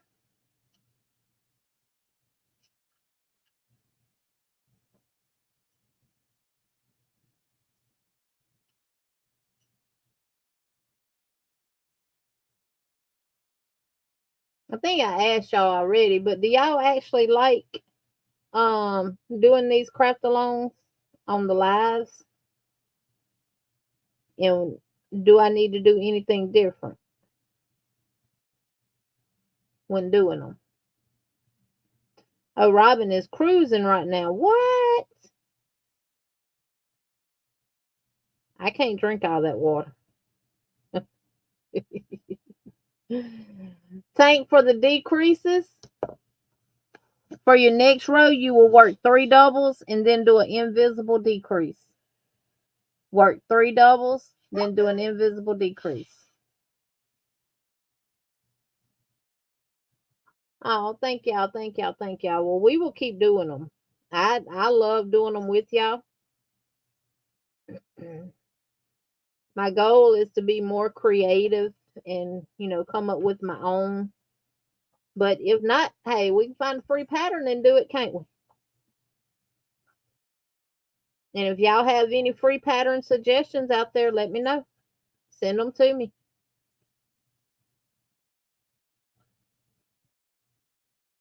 I was actually on Ravelry today looking at free patterns. Because I enjoy doing them. Right, Tank. Well, I ain't caught up on nothing. I just, I just go with the flow. But hey, I've been getting things done now. I actually cleaned up in here yesterday. Reorganized stuff in here. I got my calendar blanket out to start back working on it. And got my mosaic up front and center to start back working on it.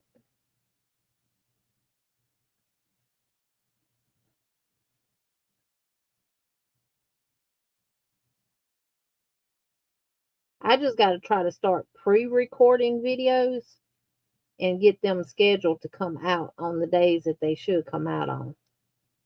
Because I hadn't done them. It's Monday, y'all, in a minute. And I miss doing them.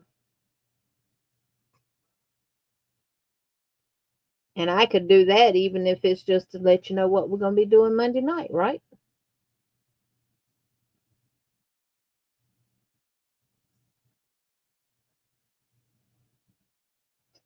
All right, so that is 1, 2, 3, 4, 5, 6, row 7 on the Polyfil one.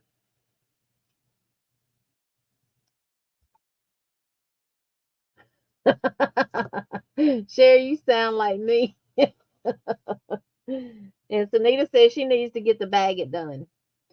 How many of y'all are done to the top of your pumpkin form?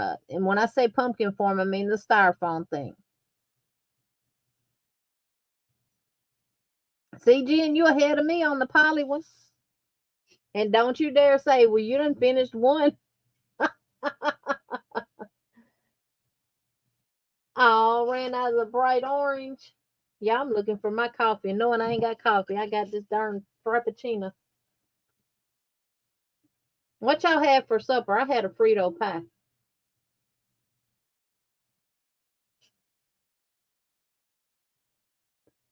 Hadn't had one of them in a long time. We used to eat them when the kids wasn't home. They loved them. And Jen, you said it for me. But I used to love at the baseball games and stuff. They open up them little bags of Fritos and put that chili in there, and you eat them right out of the bag.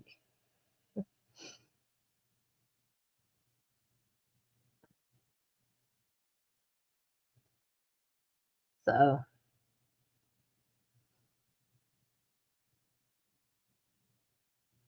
Tank is done. Okay, Tank, for your next row, you're going to work 3 double crochets, then an invisible decrease. And you're going to do that all the way around. And when you get done with that row, you'll have 48 stitches.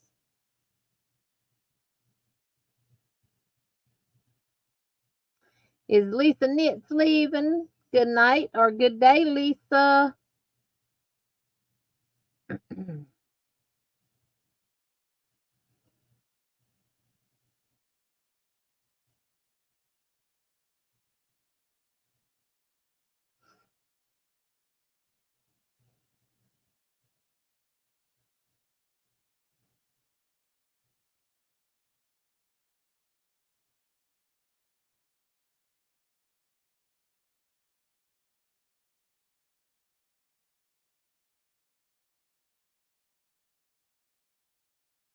Ooh, Lotus is making enchiladas with Spanish rice. Sounds delicious. Homemade chicken pot pie using home raised and butcher chicken and homegrown.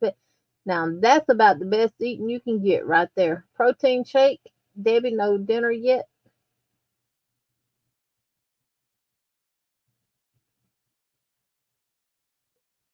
Oh, thank you, Miss C. Yeah, I like doing these because it gets me away from the other stuff that I need to do. What is row 4, the styrofoam one? Kel, it is 2 doubles, 1 double in the next 2 stitches, and then an increase. 1 double in the next 2 stitches, and then increase. All the way around, and you'll have 48 stitches at the end of row 4.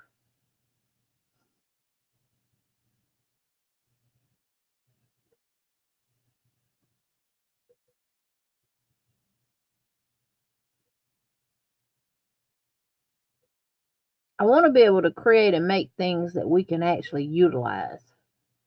Besides, blankets and throws and shawls and ponchos and all that stuff. I'm not a big poncho shawl wearing person. Now, we can all use blankets around the house, especially with having company and stuff, but mine tend to walk away. And I don't ever know it until they're gone. And I probably don't want it back. I'm just saying.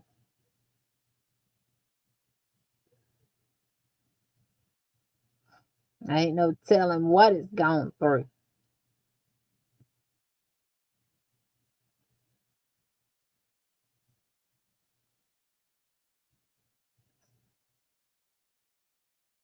And I have to enjoy making stuff. If I don't enjoy it, I'm not going to do it. Ooh, Paula had grilled cheese. Ooh, now I love me a grilled cheese sandwich with some tomato soup now. And dip that grilled cheese down in that tomato soup. It's getting about time for my hog heaven down the road to start making his Brunswick stew. I love that. And I get a grilled cheese with it. And get me a small cup of the Brunswick stew. And it is really, really good.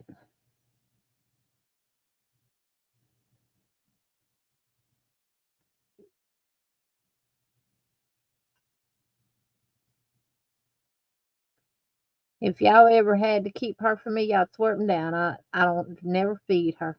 She's like a bottomless pit right now.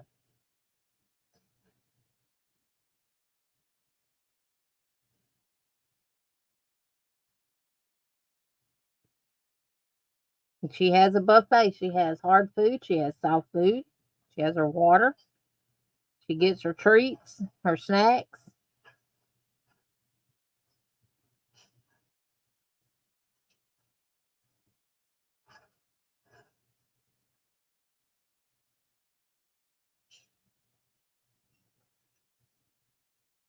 I'm surprised she ain't brought it in here to me. She's done ate all the soft food out of her bowl. Now she's walking around licking it everywhere, all over the floor, licking in it. Now she's in there munching on the hard food. And she has brought me her soft food bowl to me before. Like, hey, I done ate it all. I want some more. But if I go in there right now and put some more in there, she's not going to eat it. She's going to walk up there and smell it and walk away. And she does the darndest thing when if I give her something. We do feed her table food too. Brunswick stew, Miss Debbie, I think it is. It's got like pulled meat in it, like pulled pork meat in it. And it's smoked meat and tomatoes and corn. And I'm assuming a special seasoning. But it is awesome. Oh, Kristen, that ain't half of it. I ran to Dollar General yesterday. And our car seat is in the truck from where we went to Mobile. And I got one from Chastity for my car. But the straps aren't long enough with my seats. It won't sit flat in the bottom of the seat. So, and I don't know, when I took her to the vet without a car seat, I had to hold her, and that was horrible because she kept trying to get down there at my feet, and I wasn't finna drive with her down there around my feet, around the gas and brake pedal. So I had to hold her. And I put her in her cage while I went to Dollar General. Because if I leave her out, my house will be destroyed.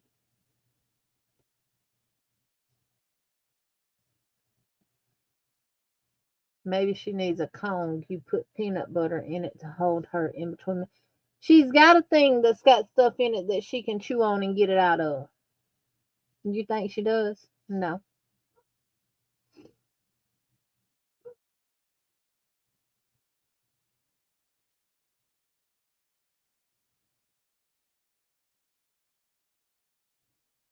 What is nom? I'll have to look up nom nom.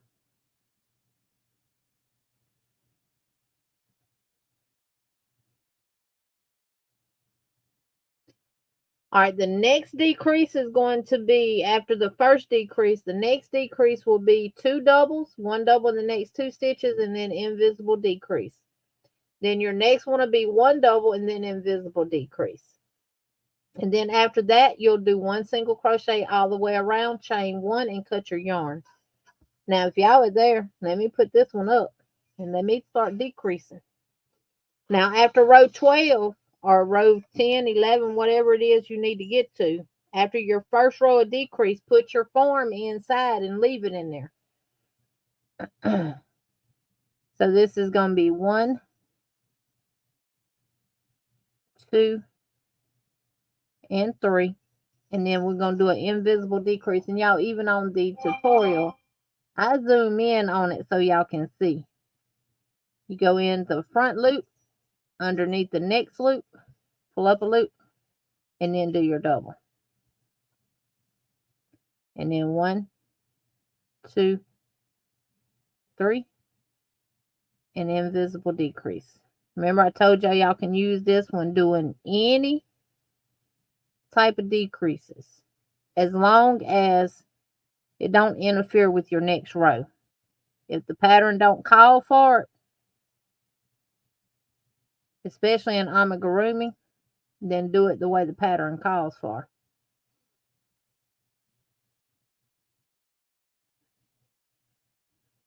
But if you're just doing double crochets or half doubles on the next row or singles, then you can do the invisible decrease. As long as you ain't got to work in no back loop of the on the next row.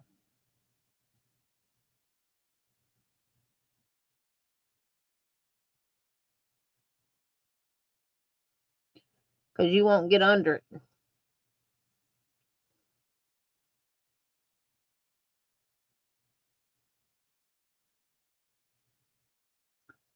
Kel, row 15 will be single crochet. If you do 12 rows, row 13 is going to be 3 double crochets and then decrease. 3 double crochets, then decrease.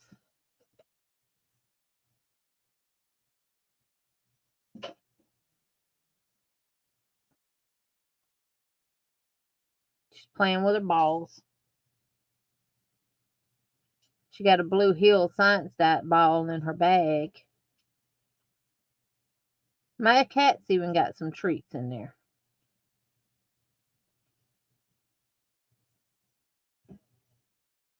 And she's trying to play with both. She's got a green one that's got spikes on it that squeaks.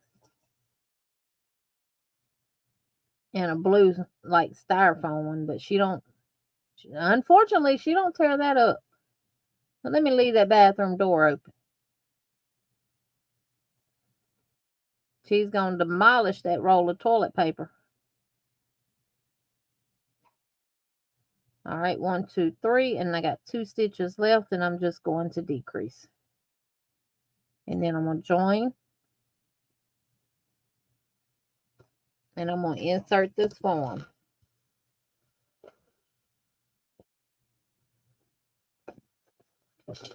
After your first row of decrease, you need to put your pumpkin in your piece. And the rest of the rows will be worked with it inside. No, Kel, we're starting, depends on how many rounds you have to do. I did 13. Normally it's 12. So my row 14 is my first decrease. Now I'm going to chain 2. And I'm going to work 2 double crochets. And then a decrease, which is always, I say decrease, but it's an invisible decrease, y'all. Work 2 doubles. And then a decrease. Work 1, 2 doubles, and then decrease. 2 doubles, and then decrease. 2 doubles, and decrease.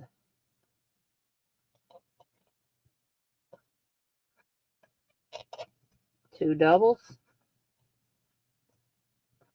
and then decrease. And I know y'all can't see what I'm doing. I'm going to have to raise my camera up.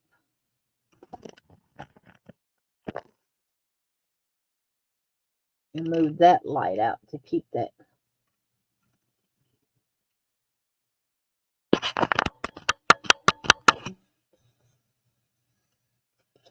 glare off.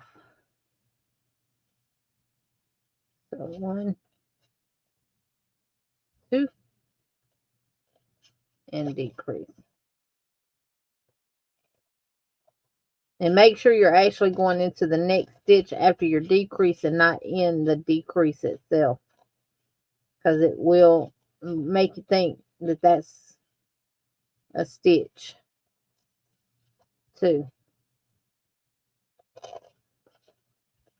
And you should always end with a decrease. Just like on the increase, you should end with an increase.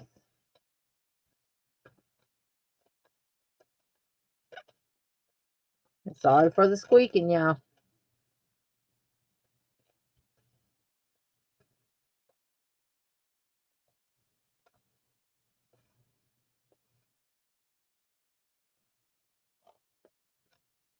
She loves paper.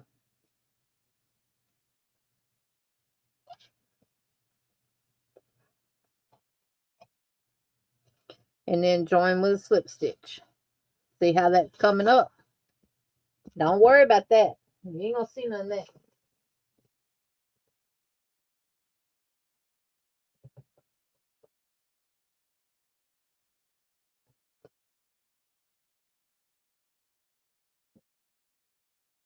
You know you're in trouble. What?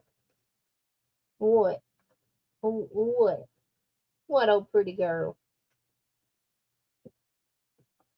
All right, for the last row of increase, chain 2 and work 1 double crochet and then decrease. And this is row 16 actually for me. One double and 1 decrease. 1 double, 1 decrease. 1 double and decrease. 1 double, 1 decrease. And when you do your last row of single crochets, chain 1 and cut your yarn. You do not have to use a long, you do not have to leave a long tail. Just leave one long enough to weave in your end. And I don't do that until after I have closed it completely up.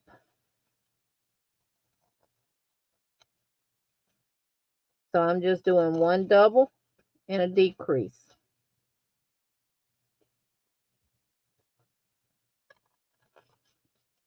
And at the end of this row, you'll have 24 stitches.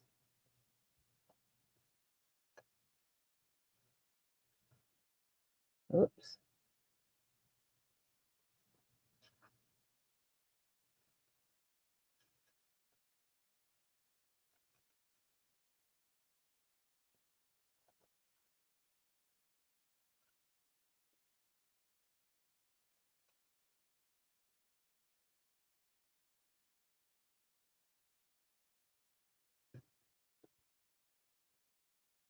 And I'm going to join here with a slip stitch. Don't worry about the holes being bigger on the top either, because all that's going to fix itself the way we close it up. Pam, I'm actually going to have a tutorial for this way tomorrow, as well as the Polyfil way too.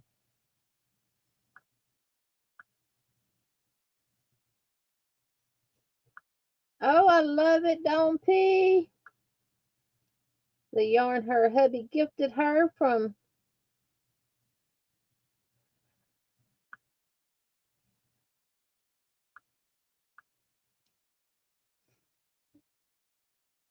Smoky Mountain. All right, now we're just going to work 1 single crochet in each stitch around.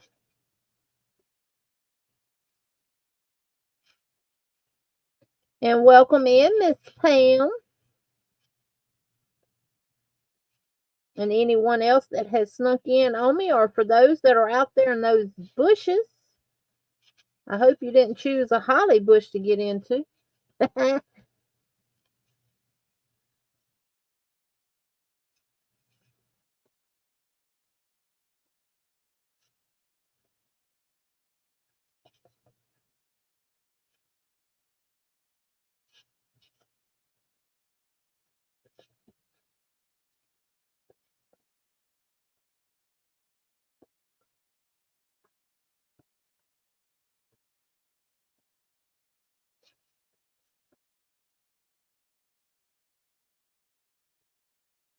Yeah, don't weave your tail in yet after you've done your single crochet.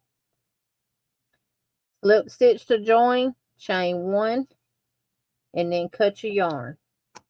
Just leave a long enough tail that you can weave it in later. So if you're doing the Polyfil one, once you get it the height that you need, you're going to do 3 rounds of decreases. You're going to go from 3 doubles to a decrease, 3 doubles decrease. Then you do 2 doubles decrease, then 1 double decrease, then single crochet. And it should look something like this.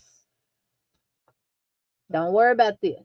But leave that tail there so you know where you actually, well, with the Polyfil, it don't matter because you can't tell where you actually join at, because you're working that front post on the last stitch.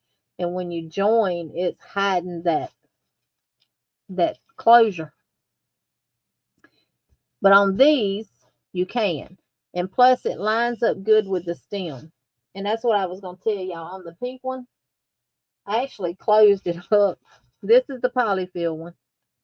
And the way I closed this one is different than the way we're fixing to close that one. But I made a stem. And that's with the yarn. So, and then I just go around and put my little flowers in there. Like so. I still got to add some other greenery and stuff to this. Like some cattails or something like that to it. Yeah, I wasn't supposed to see this yet.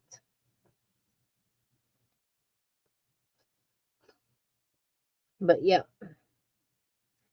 And that's all that is to it. And then I put the ribbon right in the front between the beads. All right, once you have done your single crochet row, like that, the same yarn that you use to make your sleeve, I call it a sleeve, leave you about a 6-inch tail and make a slip knot. And we're going to chain 50 chains. 1,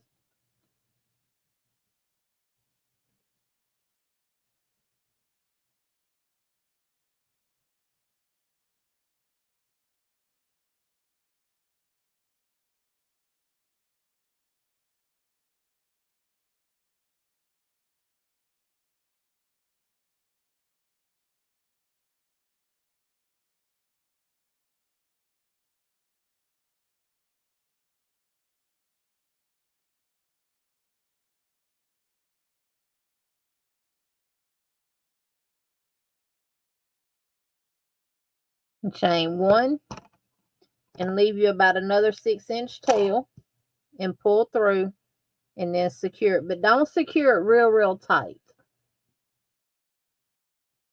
And I'm going to use this end because I know this is the end that I actually crocheted. And if I have to take it loose, it'll be easier. And I'm going to take my darning needle and feed it through there.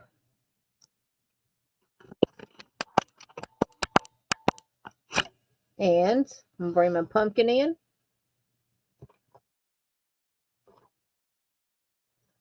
And I'm looking at the stem. And I'm going to go right in the middle of that stem in that first single crochet that puts me in the middle of my stem. And I'm going to pull my chain through it. So about right there. And then I'm going to weave in through both loops of every single crochet all the way around my pumpkin.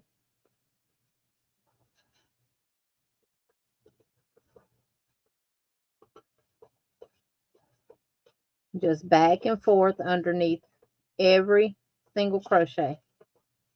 Make sure you get under both loops. What is this child doing? Girl, you better. I don't think you got enough money to buy no more of these, honey. She got my Clarks. No, ma'am. Nope. You got 2 shoes right there that I gave you that you can chew on.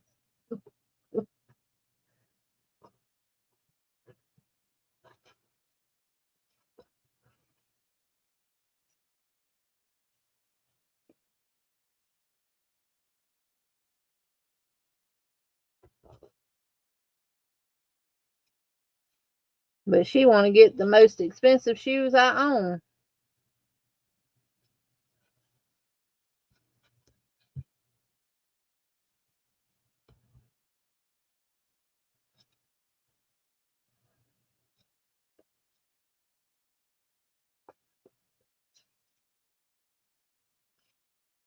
And she likes getting her daddy's Crocs too.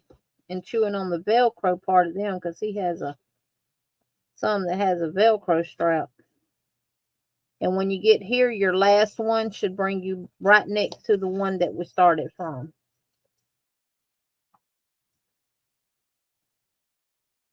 Look, go get it. You don't do nothing but slide across the floor. All right, once you get your chain weaved in and out of every one, you just gonna pull it snug and then push it down. Voila. And then we're going to tie it.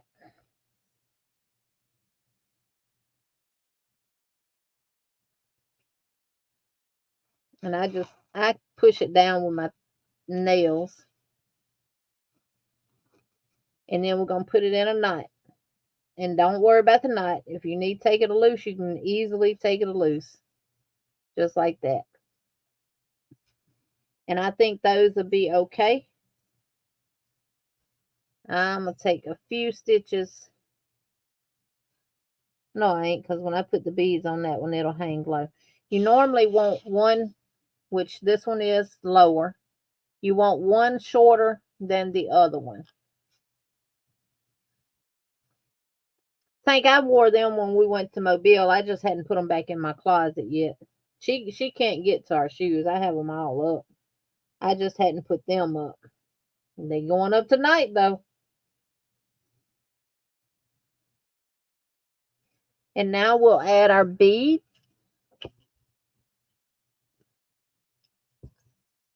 Now you can use any color beads that you want to use.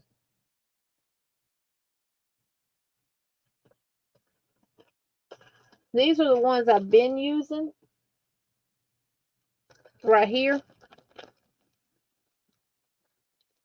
But I don't have enough of those brown. See, these have a bigger hole than the ones I'm going to use. You know what? I'm going with the orange ones because of the flowers that I've chose. I think they'll look good with this color, with the butterscotch color. And you only need 4.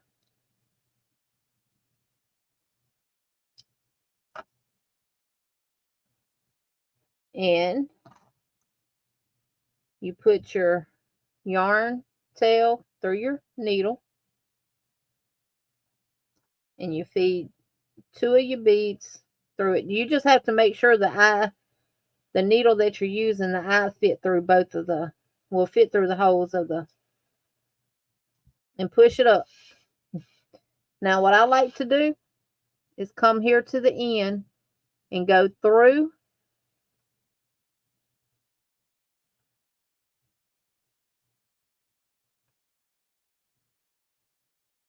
and make a knot. And I do that several times, but I go to the other side. I go through one side and then I go through the other side. I'm just going through that V of the last single crochet, of the last chain. And I'm just going to make a knot and pull it tight. And that's going to help with the beads too. Y'all, that bead was misshaped. It looks smaller than the other one. But it'll be okay. And that'll help secure the beads too. And do the other side the same way. Slip your beads on your needle and pull them to your chain. And then do the same thing. Make you a couple of knots on the ends.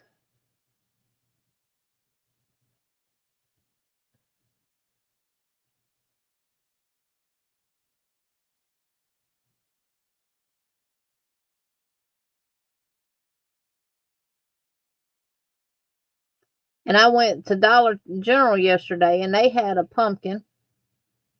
It was styrofoam with just some greenery on it. And they wanted $10 for it. All right. And we're going to pull that down. And that knot's going to help secure it. You can pull it through the knot now. It's not that kind of knot. But it's going to serve its purpose with the hot glue. Once I put my beads on, the next thing is our flowers. And I'm going to use these. I'm going to pull my leaf all the way far up as I can to the flower. Move that out the way. And your stems don't have to be long on the flowers. And do the next one. And I looked at the flowers at Dollar General yesterday. They wanted $6. $6 daggum dollars for a set of flowers that you didn't even get a lot of flowers on. I'm like, they crazy as crap. I can get a bunch of flowers from Walmart for $3.47.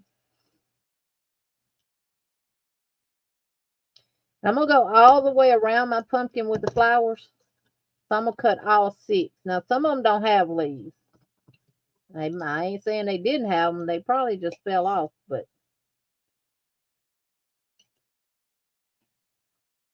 probably fell apart.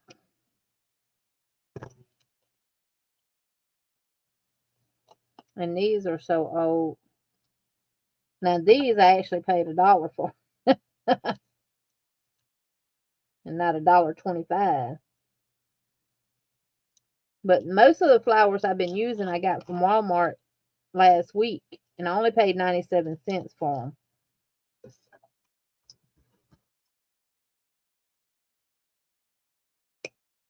All right.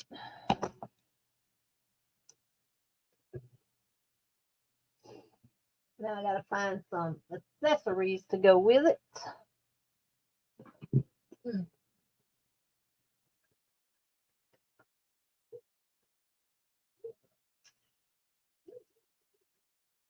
And I will take from some of the other stuff in here too.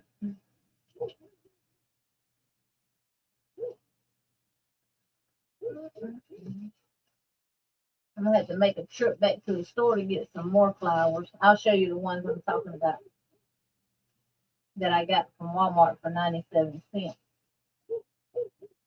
And I'm going to use some of this.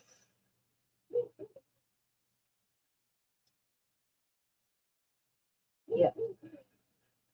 Oh, Hershey, be quiet.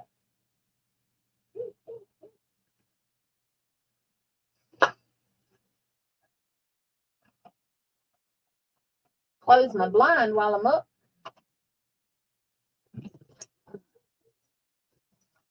All right. I'm going to use these feathers off of this one.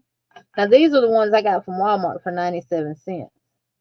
It comes with these feathers, and then these 2 flowers, and then this stuff here. So I'm going to take the feathers from this one.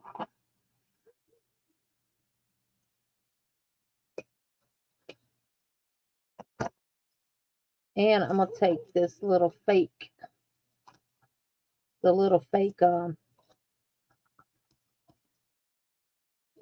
berries. And these you have to cut off too. Yep, mainstays. And I'm going to take these berries.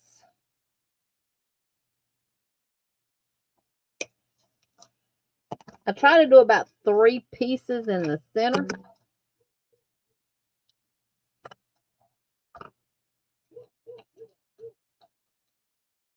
Cut these off.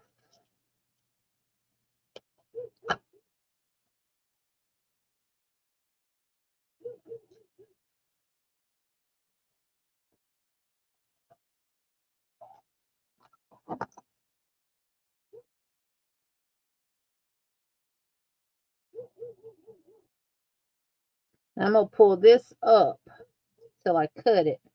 But I'm going to leave this one kind of a little bit longer.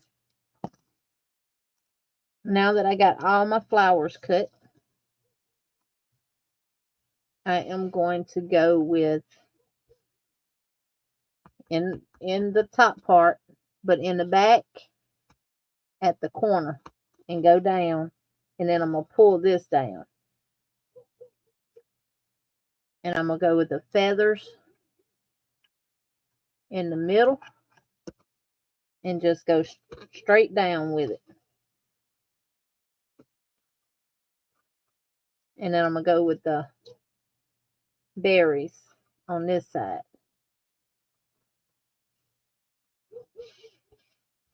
And sometimes it's hard to poke through the styrofoam.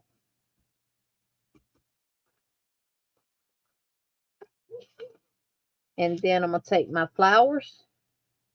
I know I got 2 that don't have leaves. And I'm just going to go right in here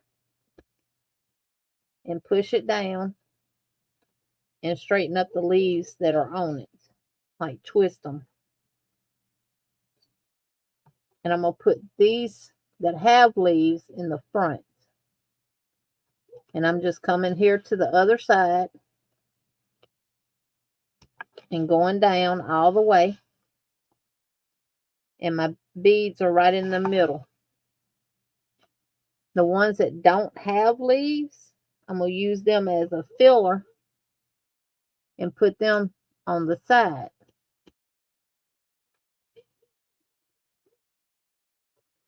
Oh, I didn't sew my end in. Golly. Y'all didn't tell me either. Yeah, baby's breath. Yes. I'm going to get my flowers from Walmart because my Walmart does have some nice flowers. I'm just going to weave this tail in. Just weave it in across the top. Go one direction and then go back the other direction, and that's good. And then just snip it off. But I use it as a guide to know where my back side is at and the front side. All right, now I'm going to put this one over here on this side because it does not have a leaf. And then the 2 with the leaves I'm going to put on the back side.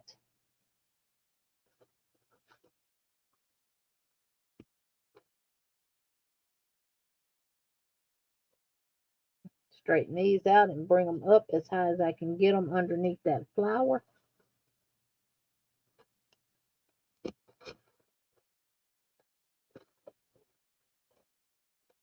And then just fluff them out. And the last thing to do, now this is maneuverable. This thing gets in my way. You can twist it all kind of ways. There we go. And I'll go big and show y'all the full piece of it.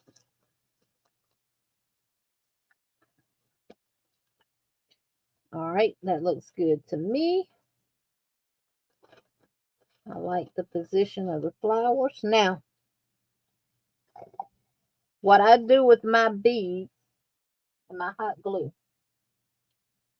Now, y'all, use this with extreme caution because what's coming out the end of it is extremely hot. With this bead here, the hole is big enough. Pull your yarn to the side, insert the tip of your glue gun inside that hole. Be careful, don't put too much because it will come out the other end of the bead. Once you think you have enough,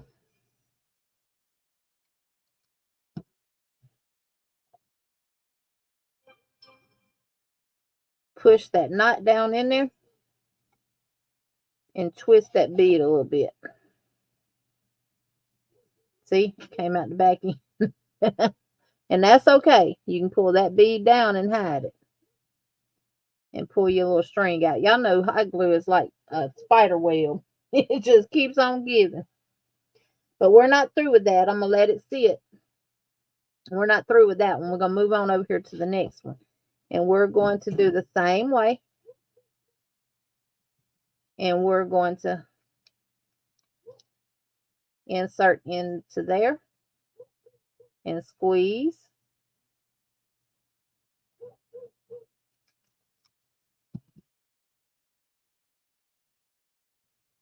Pull it down to the knot and put the knot on the inside like that.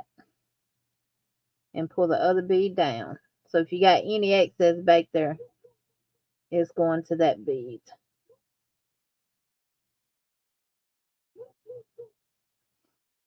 And then cut your tail away from it, like so. And I take my gun and I go over the bottom with it.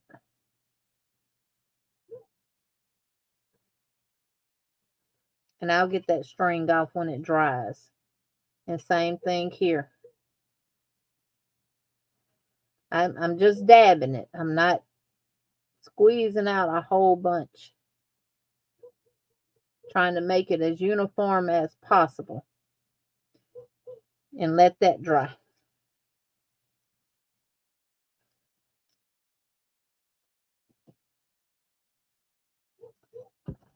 And I got to take an intermission.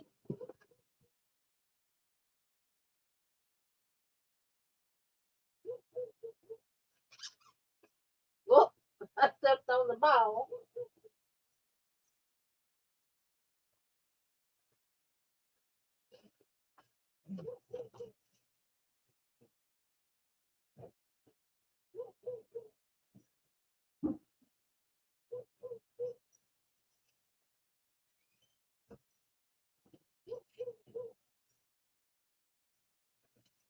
Don't jump on me. Go get your ball.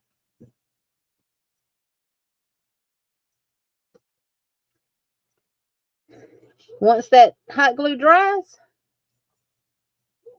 you are done. Move on to the next one.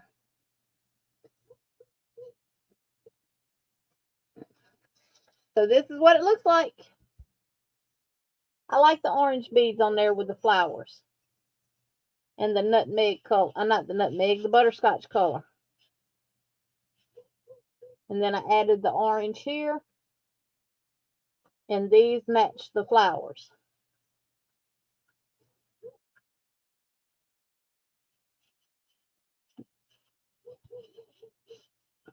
All right. Well, Jen, I gotta get caught up with y'all on the next one.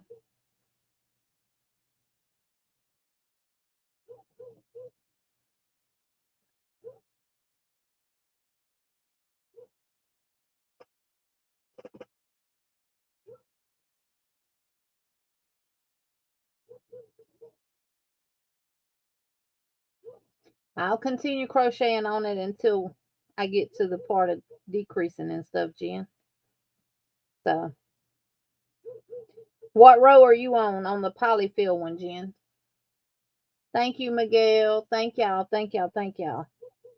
I just want y'all to be able to create them and enjoy them as much as I do, because I really enjoy making those. But I cannot stand making pumpkins where you make them in the panels and put them together.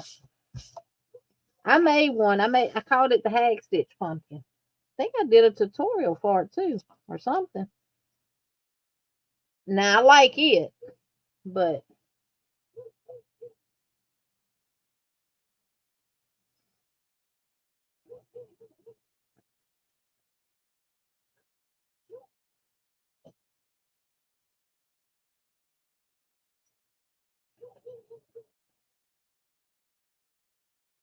and the beauty of it is it don't matter what flowers you use. You did 12 rounds, Jen? What kind of yarn are you using?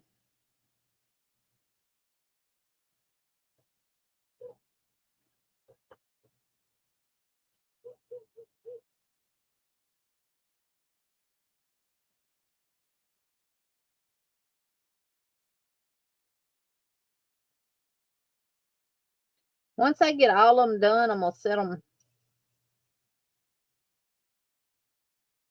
I don't know where I'm going to set them to take a picture of all of them.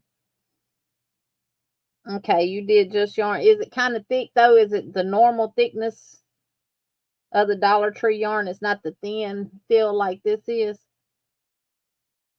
You may be good with 12 rounds, because that's what I did. And that was with Red Heart Super Saver, the pink. Now it's soft though. Good night, Miss C.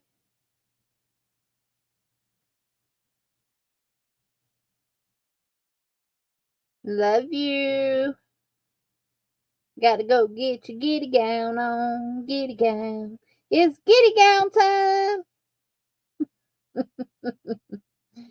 Oh, Miss Debbie, I love Impeccable for these.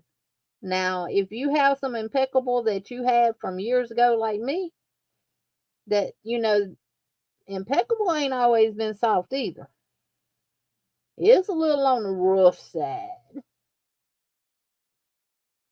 Um, Now it is perfect. Now Red Heart Super Saver would be perfect for these pumpkin cover for these sleeves for your decor. Let's see, I'm on 1, 2, 3, 4, 5, 6, 7, 8, 9, 10. I'm on row 10, Jen. Now you could do 12, Jen, and start decreasing. Yeah, Jen, some of it is rough. Yeah, Impeccable is a lot nicer now. And I don't know why. Y'all tell me if y'all bought it and what you think about it. That Premier Pioneer Woman yarn, first of all, it's 3-weight yarn. Second of all, it feels worse than the darn Red Heart Super Saver does.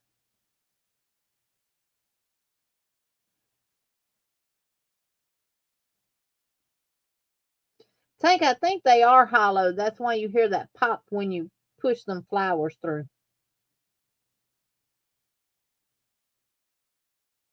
Now, by all means, if you're not planning on switching out flowers, you can actually, if you wanted to secure them flowers in there, you could hot glue them down to it. But I have done that with some of my pumpkins. I've hot glued leaves and stuff to it, but I'm not hot gluing anything down on these. Because, people that have ordered them, if they want to change the flowers out, then they'll be able to change. Sherry, me too, and I'm not paying $5 and something for a skein of yarn that feels like sandpaper.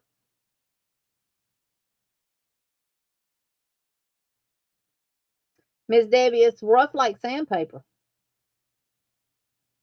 And her hook set, what you paying for? The hook bag, the hook case? Because I actually took one out and opened it up to see what kind of hooks was inside of it. It ain't nothing but like boy hooks. You get the steel hooks and you get the aluminum hooks. And $24 and something for a set? No. I didn't even know my Walmart even had them because they don't have it in the yarn department. They have it in the embroidery department. I guess they were too lazy to create a shelf for her stuff, so.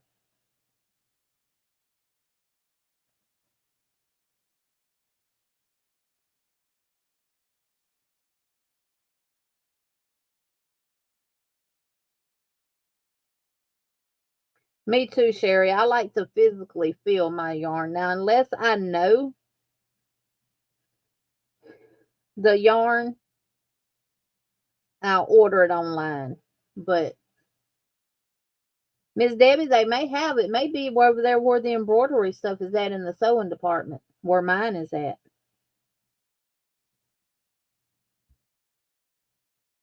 Yeah, see, I'm gonna have to do quite a bit of rows because this yarn here is so tiny. I shouldn't have went with it.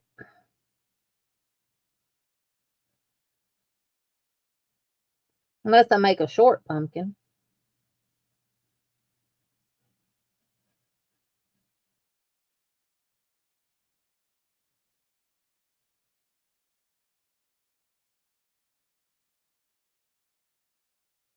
And I looked on Amazon to get some bigger pumpkins. Shoot, I ain't paying no 20 something dollars for a big pumpkin. You're crazy. And all I get is one. You better order more than one of these and set them side by side. Side by side. Shoot.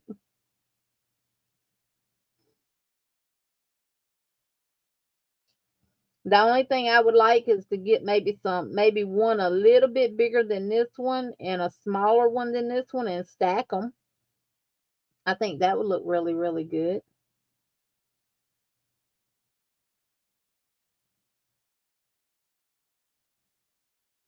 Yeah, I've been missing Ronell in the YouTube streets. Is everything has anybody seen her around or is she okay?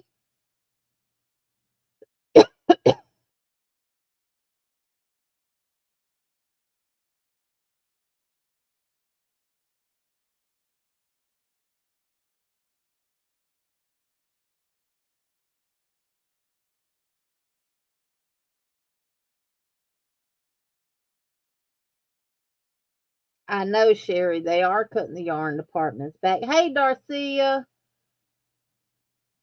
Miss Debbie, it was 4.5 inches tall. And that's from me sitting it on my desk and measuring it from the bottom of my desk up to the top. Not including the stem now.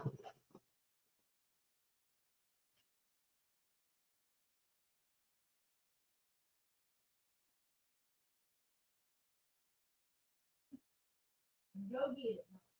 Go get it. Go get it.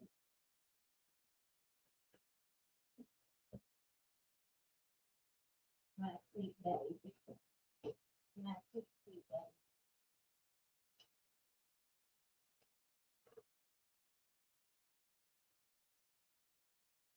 Hmm.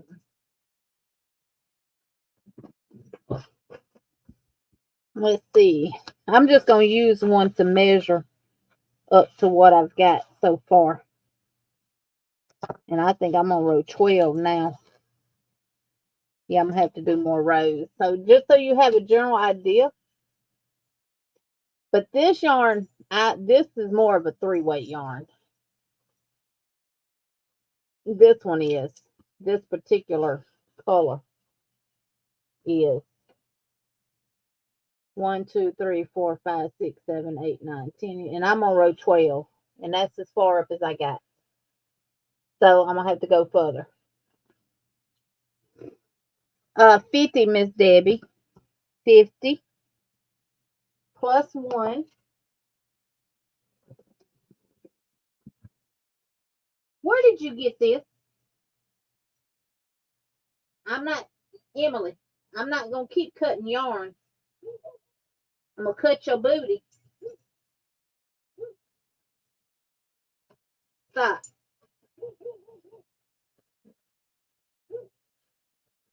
Y'all, I got a mess here.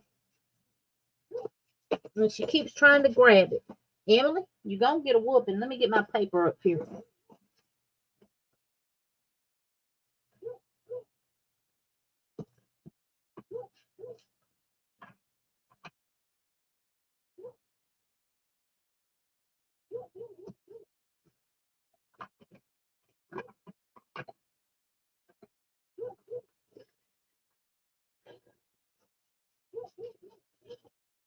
No. No, ma'am. No.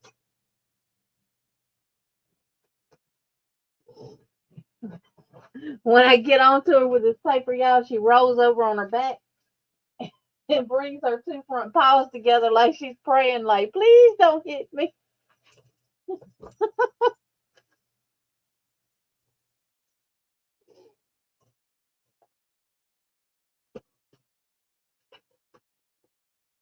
I don't never hit her. She just sees it and she just acts like I'm a murderer.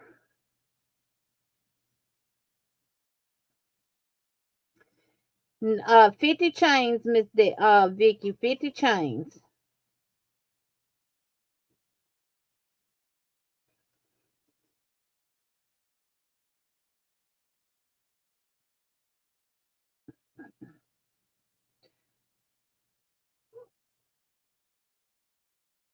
So I probably got about 2 or 3 more rows to do with this. So you see, it really depends on what size yarn you're using.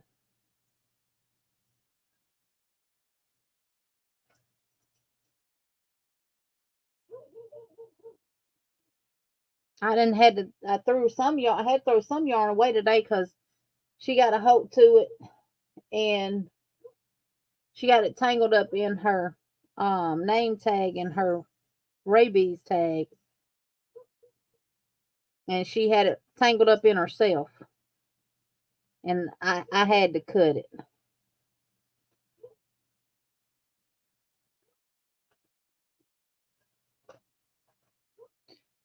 Yeah, look at that's a big difference. Oh yeah.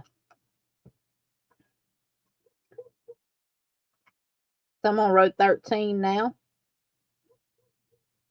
I'll go to 15 and see what it looks like on the pumpkin, which is what I used to gauge the one that I made last night.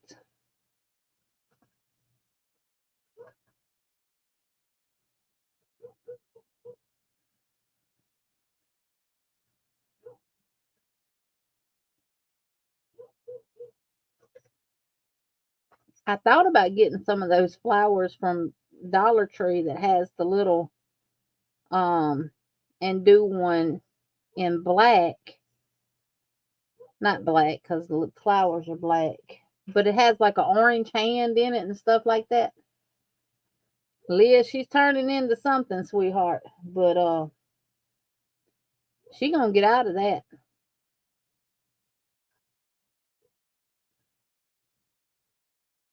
She turns my yarn into a yarn barf when she gets a hold to it.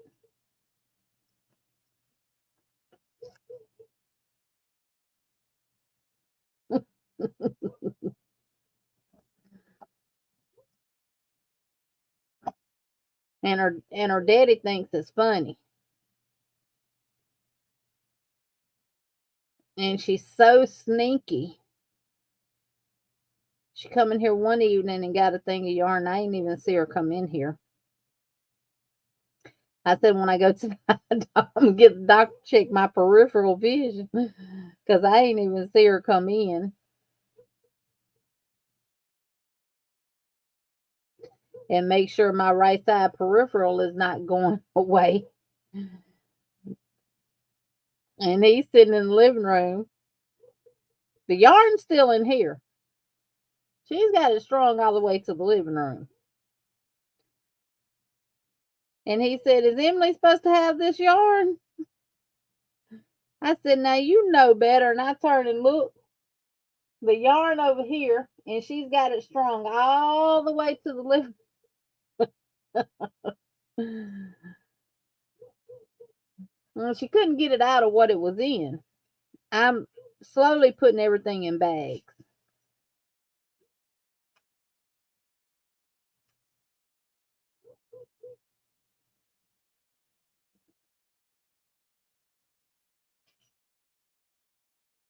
All right, now I'm on row 14.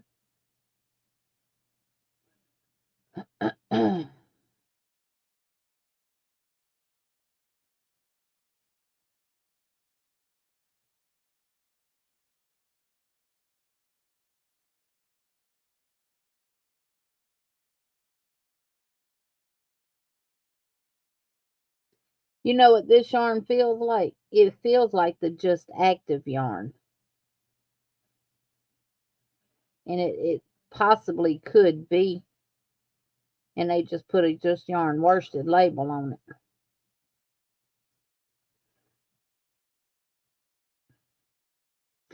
Now, I wonder, does this yarn that goes to Dollar Tree, who sends it to Dollar Tree? Does Turkey send it to them? Or does Premier send it to them?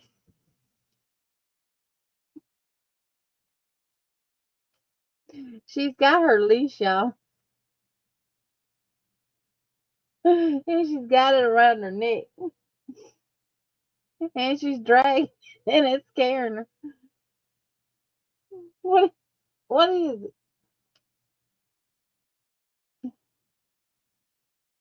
it? She's bringing it with her. I wish y'all could see. Oh, I wish y'all could see.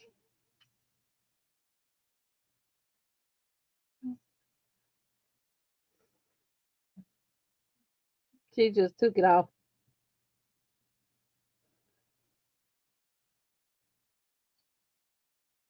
And when I was looking at her telling y'all about it, she jumped at me. She's a big bully.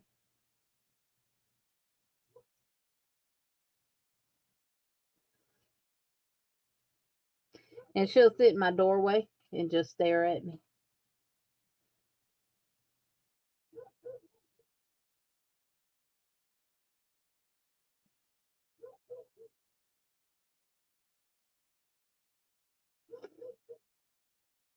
I just clean up behind her, y'all.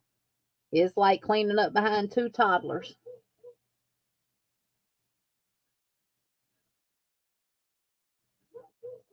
Is Hershey bothering your dog sleeping, Miss Paula?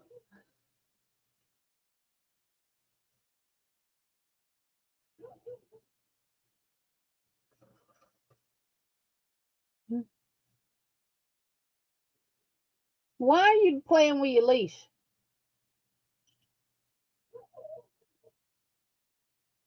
Huh? Why are you playing with your leash?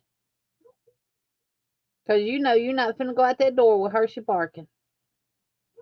Because you're scared. Yeah, I said you're scared. Because you know you're scared. He goes to barking and she's outside. She beats us to the door. No, we did all that beforehand,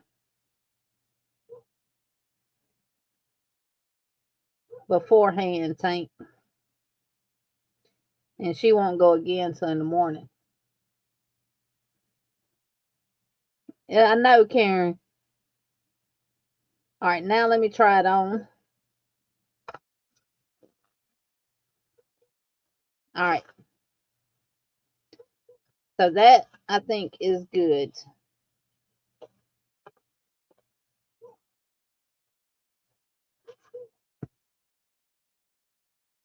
So 1, 2, 3, 4, 5, 6, 7, 8, 9, 10, 11, 12, 13, 14. I'm going to do one more row and then we'll decrease.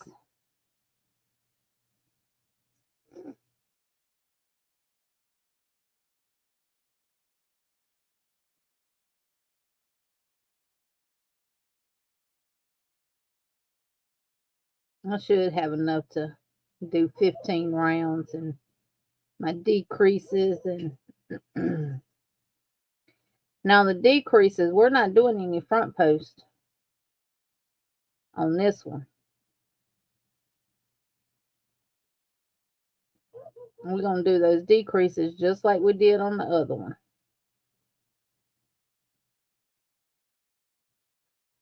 I really like that butterscotch color. Now with those flowers and stuff on it, it actually looks a different color than it did in the scheme.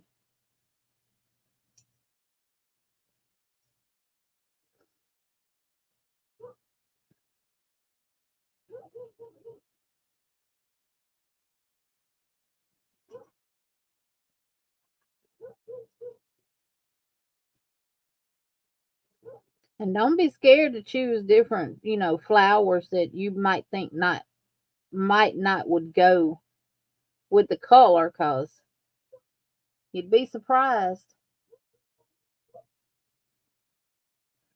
No, she's scared of Hershey Tank when he goes to barking.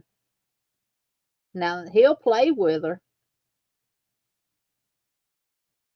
And he tries to trip her up with his cable, but she jumps it.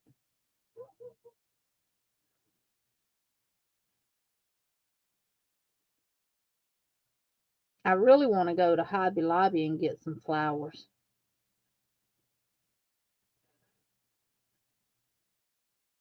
If they're not too expensive. When they're on sale, it's the only way I would buy them.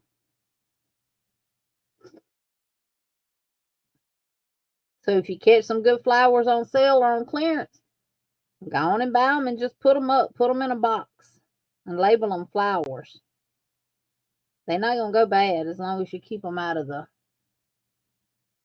Good night, China.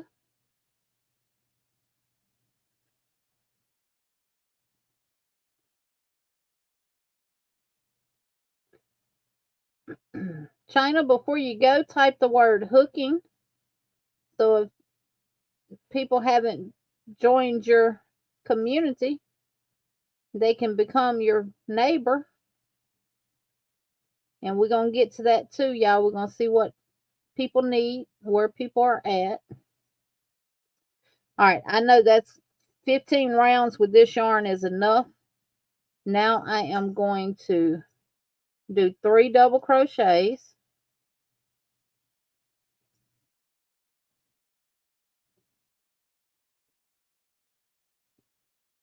And then do an invisible decrease. 3 double crochets. And an invisible decrease. Like I said, we're not doing any front post anymore.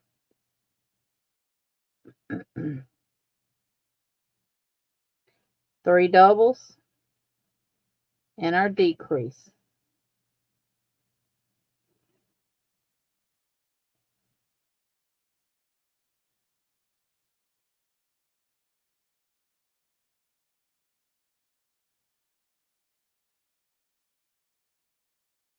Three doubles and decrease.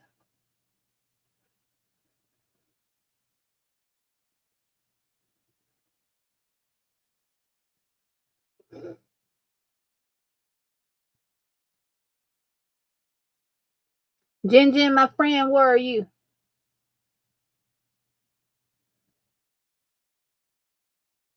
Oh, Lisa's going to bed. Lisa. Yes, Miss Debbie, I can. Let me add this back and switch out. Let me clear my desk now.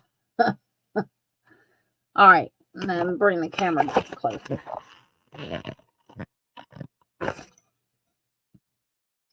All right, that was all right. To do the invisible decrease, wrap your yarn, and you're going to go from the bottom up through that front loop. Rotate your hook and come to the next stitch and go from the bottom up underneath that front loop. Grab your yarn and pull up a loop, and then complete your double crochet. And then we're going to do 3 doubles.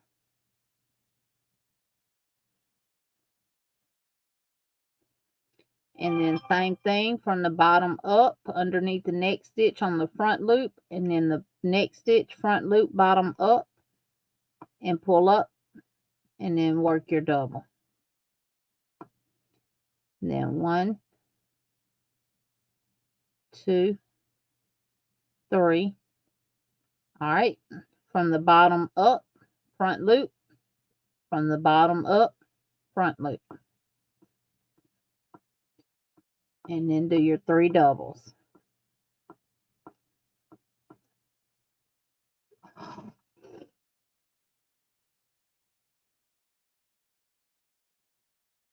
Bottom up.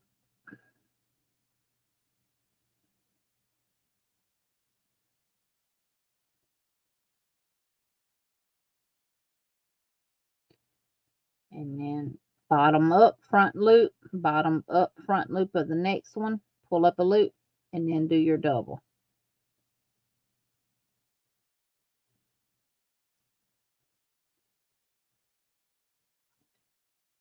Last one, bottom up,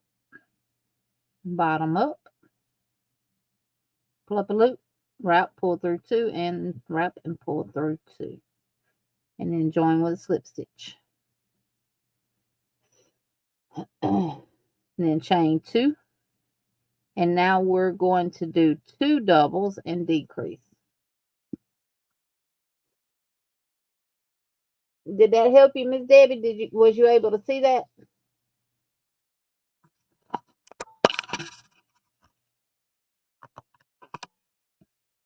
Hey, Chandra.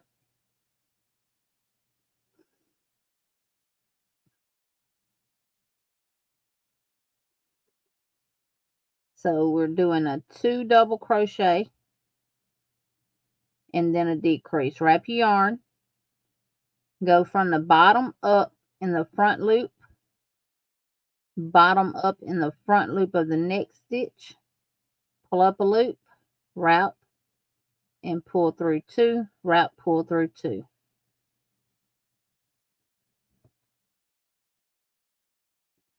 And then decrease.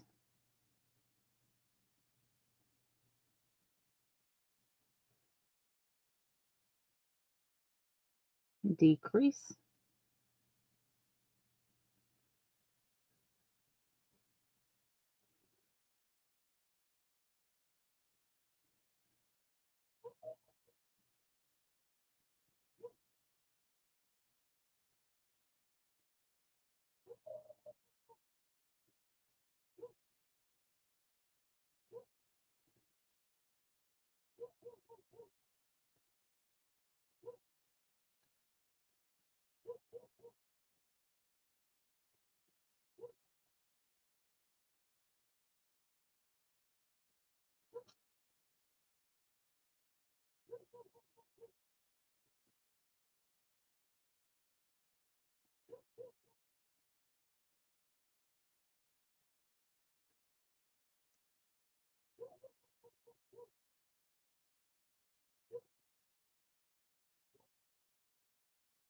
She done played and drug all her toys out and messed up the house. Now she's in her bed asleep.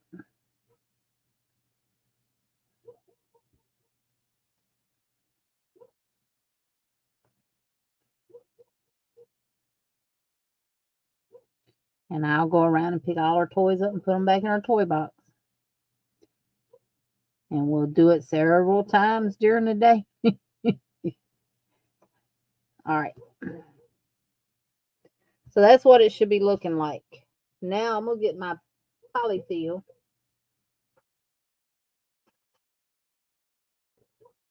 Yeah.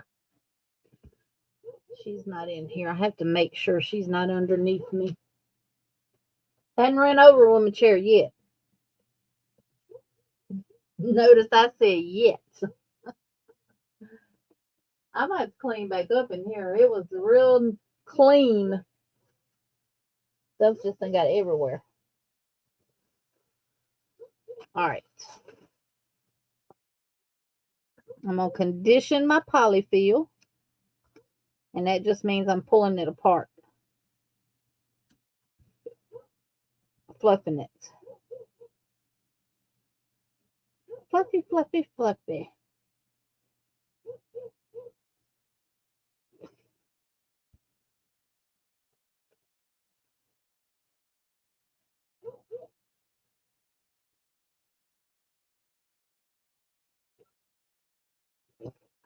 All right, I'm going to pull up a good sized loop. And I'm going to go ahead and start stuffing.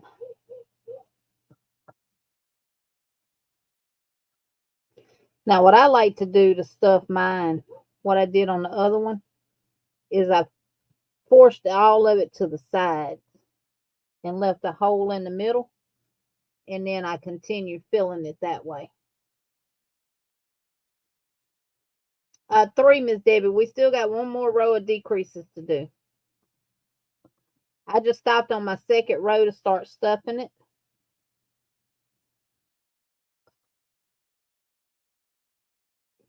And I'm just going to stuff that like that. And then I'm going to do my last row of decrease. So chain 2 and double crochet and then decrease.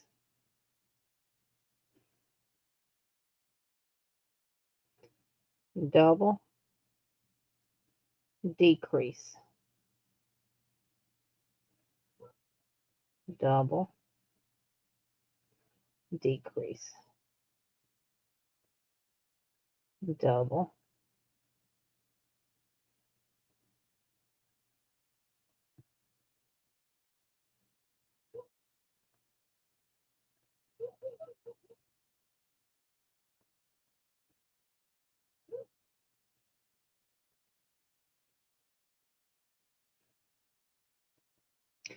Actually, with this one, we got one more row after you do the one double and decrease. We got one more row of decrease to do. Yeah, I don't like this yarn at all.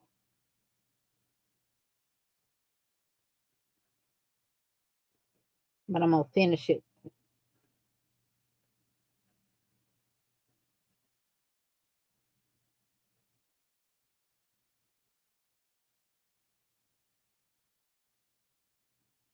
I like the color of it for one, but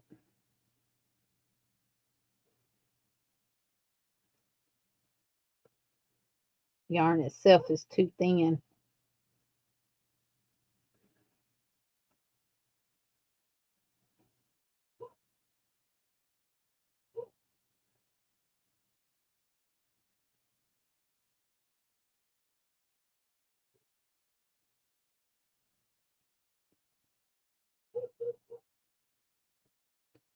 All right, and I'm going to join with a slip stitch.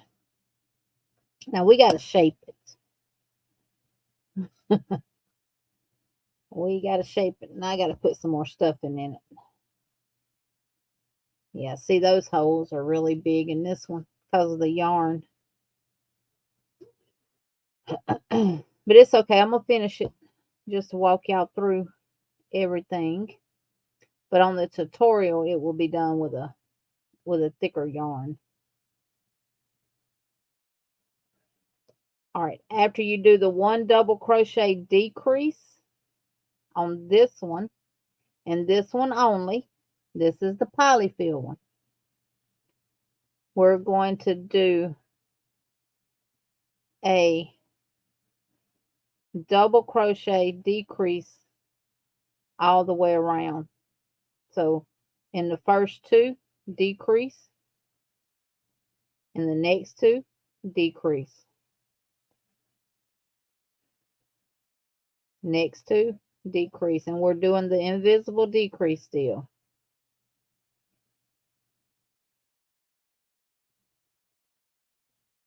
Or if you want to do the regular double crochet decrease, you can.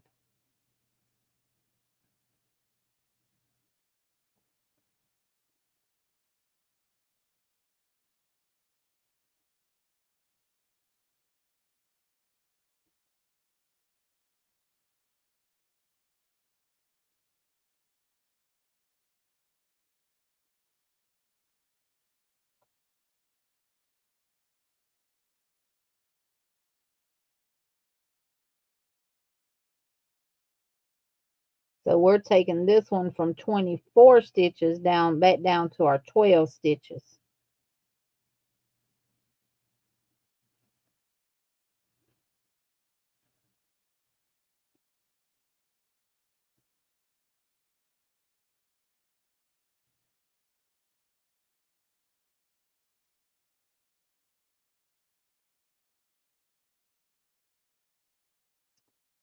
All right, after your last decrease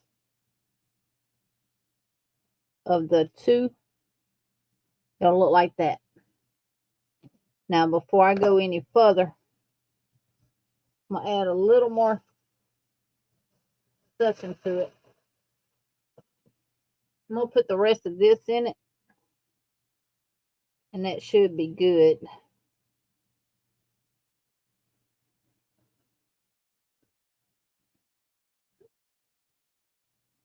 And I'm going in the middle.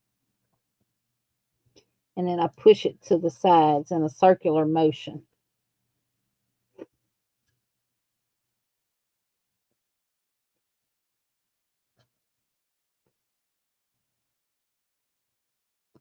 I think that's a lot of the problem with a lot of things. They don't get stuffed enough. Yeah, I'm just filling it with fiber fill right now. And this is going to close up. The holes that you're seeing now, you're not going to see. Oh, good night, Dawn. Love you.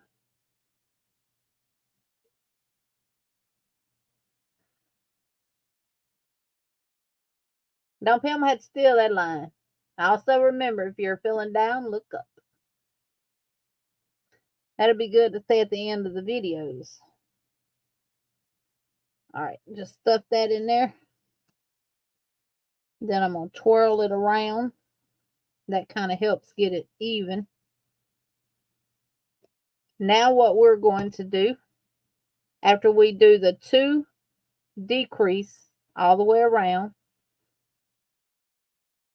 we're going to chain 1 and work a single crochet all the way around.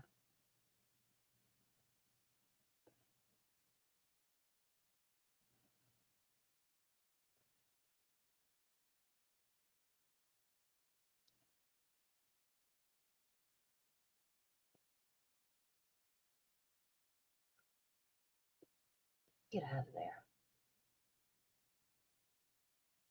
6.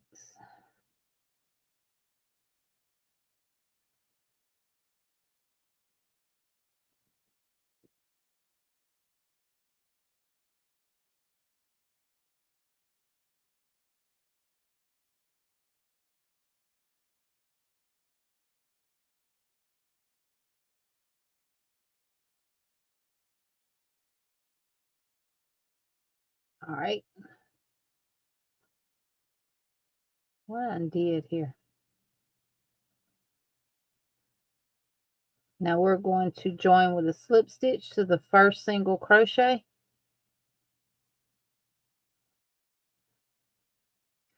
Chain 1. Now this one we want to leave a tail long enough to weave in and out of the single.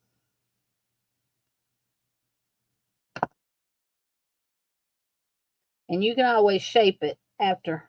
I squish it and everything else. I mush it and squish it and roll it around until I get it the shape that I want it. All right, once you do your single crochet row,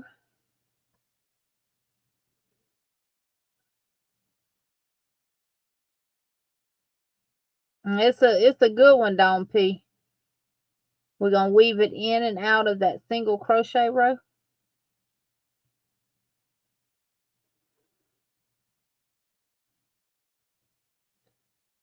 Just like so. And this is how we get the stem.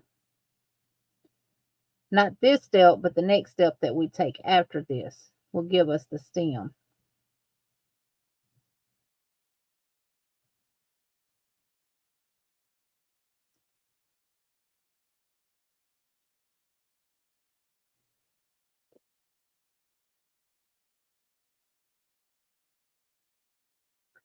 All right, once you get back to where you started, just cinch that closed, just like you do in a hat. Just cinch it closed. And then weave it back and forth.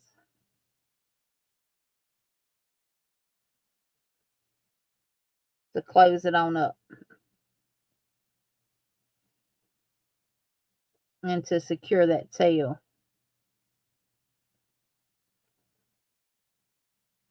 Just like that.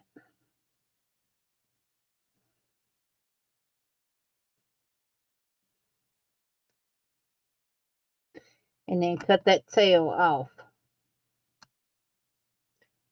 Now we're going to do the same thing we did with the other one. And we're going to chain 50.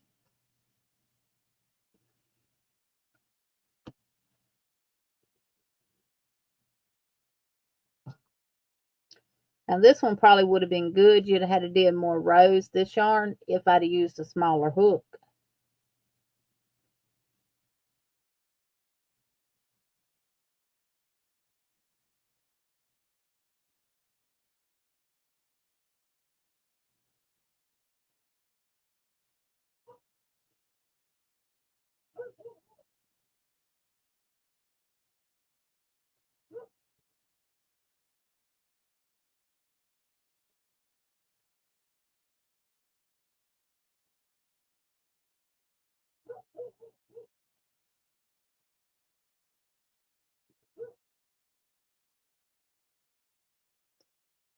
After you do your 50, chain 1, cut your yarn, and tighten it up. And then Join one end of your tail to your darning needle. Now this one, it really doesn't matter where you start at because you really don't know where you joined at. So, and after we do this part, then we can finish shaping it and get it all straight. Now this one, we're going to go in and out of these stitches here. Your bigger hole here. We're going to go just in and out of these. Like so with our chain.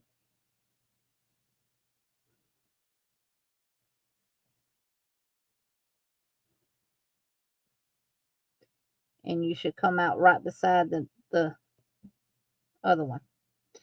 Now this is what's going to give you the stem part. I'm going to go ahead and loop mine through like I'm finna tie my shoe and pull it. And there's your stem that pops up there. Just like that. See, I still don't like those holes right there. But you're not going to see them because you're going to put flowers in it. And I'm going to tie it in a knot.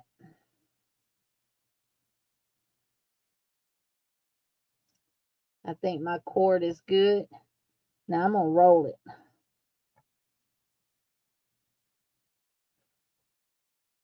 Manipulate that polyfil inside there. That's what the bottom looks like.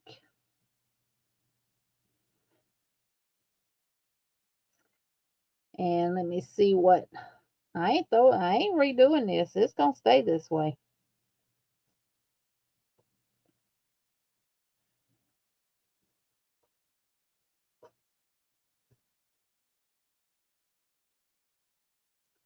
But even the holes on the side, you can see.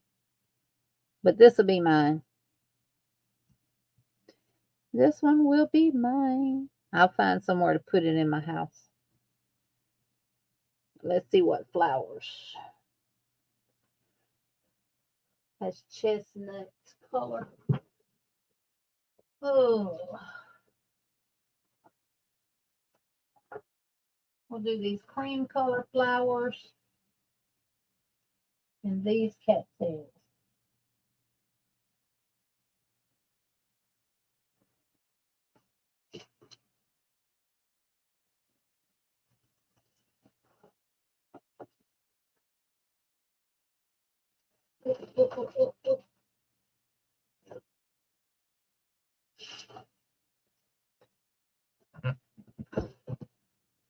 Yep. I like that. All right, so I'm going to slide this over here and cut the flowers.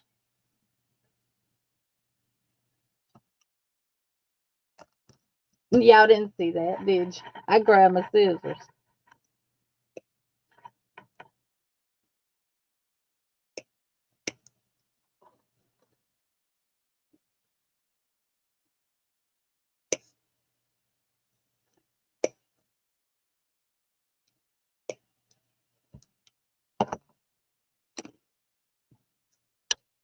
And I'm going to use these cattails. I got to cut this sticker off.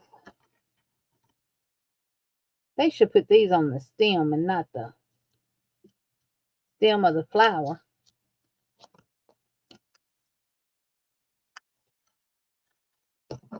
That up.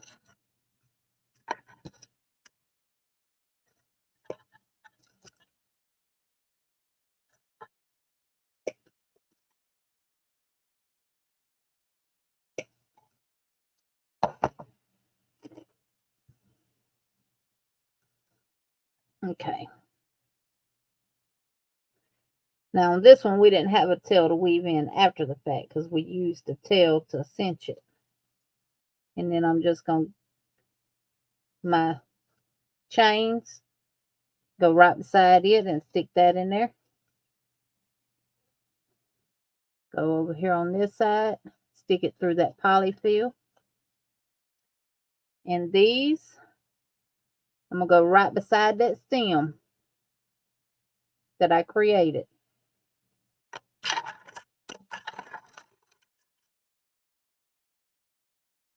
and stick that in there.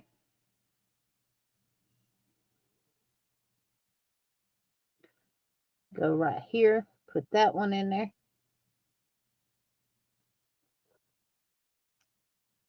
And you don't want to cut your stems long enough that they go through your polyfill. So, nope, nope, nope, nope, nope. This needs to be in the middle.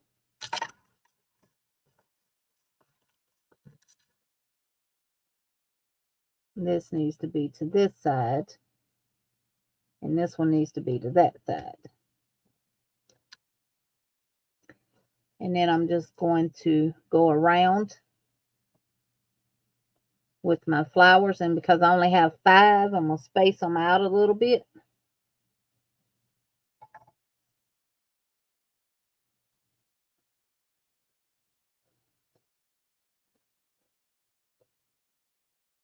There we go.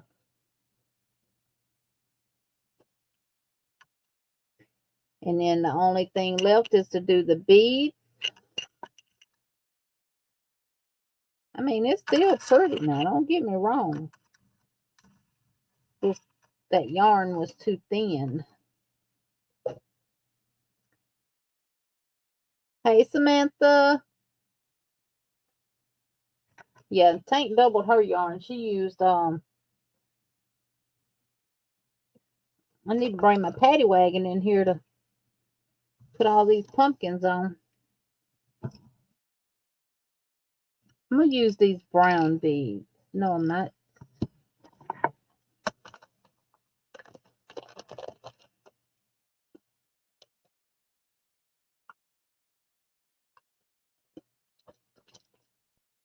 I'm going to use these cream color beads.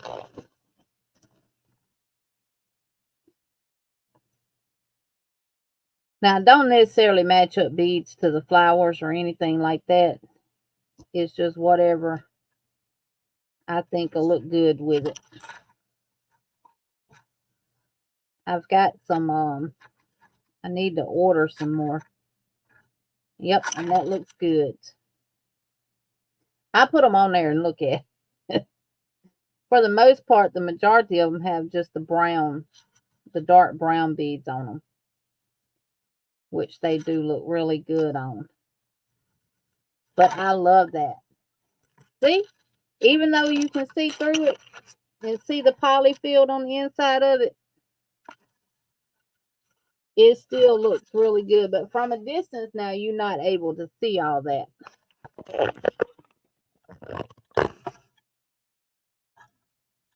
Those look good on there. All right, now I'm gonna do my knots on the end of my chain.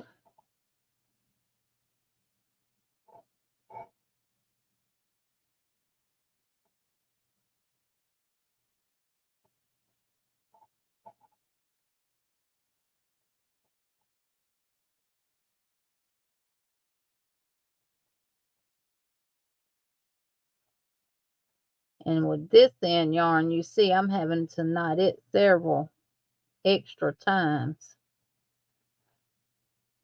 because that bead has a big opening.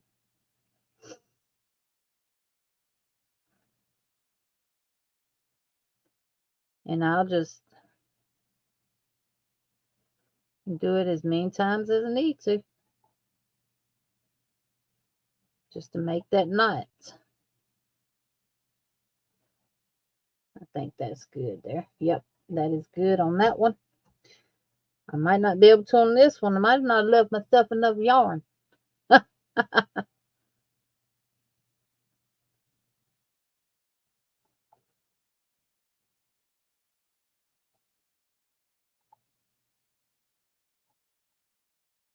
We're going to make it work.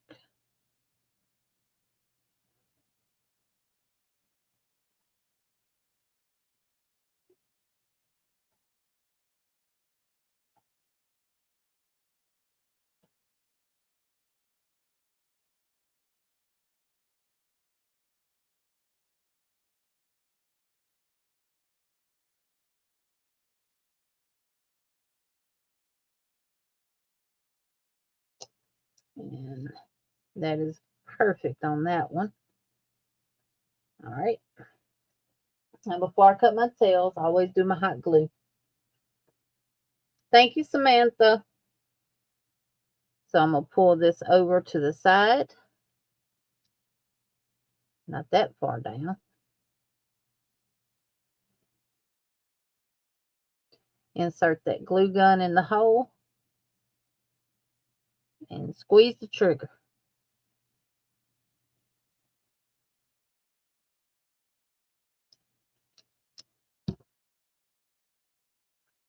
And then pull it to the end where that knot is. And push that knot in there. And then pull that bead down.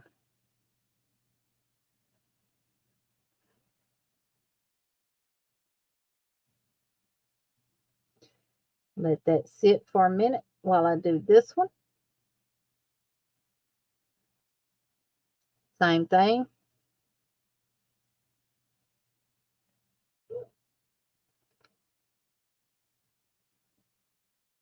Move it to the other side.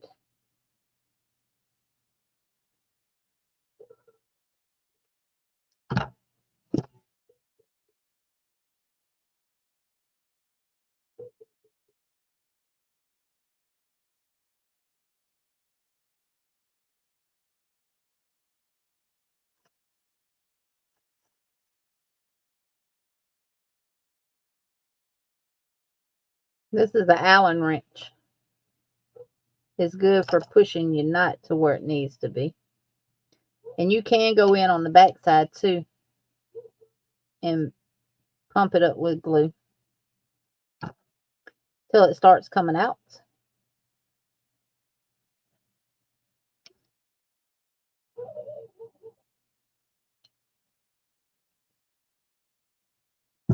And you know that one is in there and ain't going nowhere. And then cut your tails.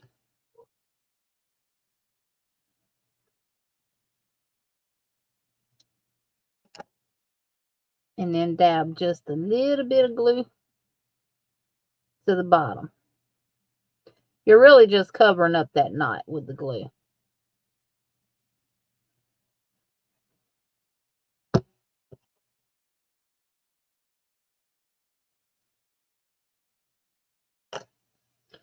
I just made that one a little bit more flatter.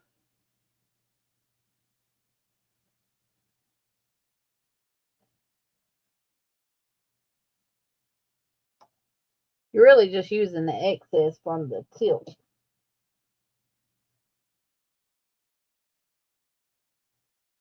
Now, if you use thicker yarn, yours won't be holy like mine. And this is what it turned out to look like.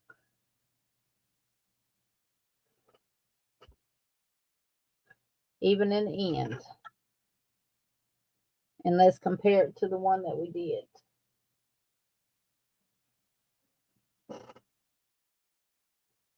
This one has the styrofoam in it. And this one has the polyfil in it. What y'all think?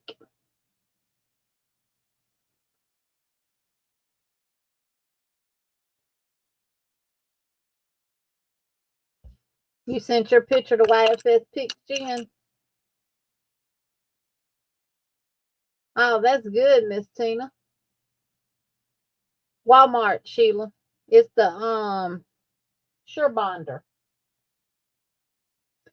It's actually in the part where it's in the craft section, but the part that it is in is where you can get all like your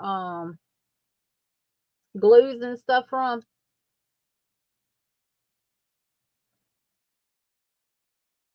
Yeah. And I ordered me a long time ago some silicone mats off of Amazon. And it sits on my table here next to me on that silicone mat. So if it drips like they will if you leave them on, it's been a good one. I've had it for a couple of years. And I got the Gorilla Glue one from Walmart too. But now this one don't have an on-off button. All it has is a high and low temp. so it does not stay on. And right now it is my glue gun for my fabric glue. So, and y'all, that's some tough glue. I can't even scrape it off the side of the stuff. So,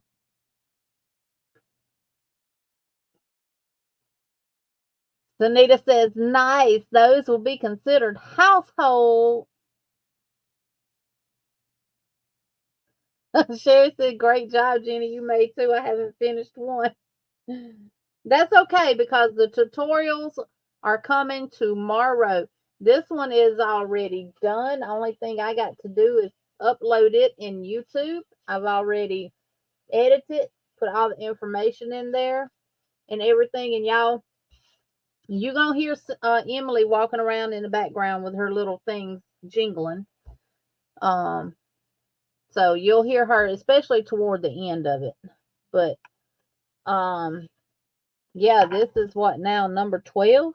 Pumpkin number 12?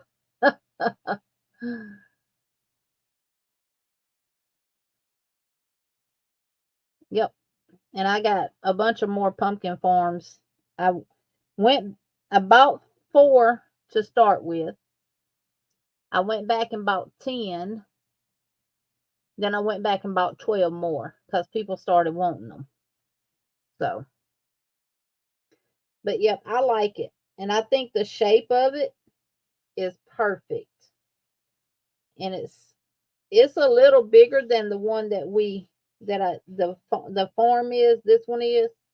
And it is because I did more rows.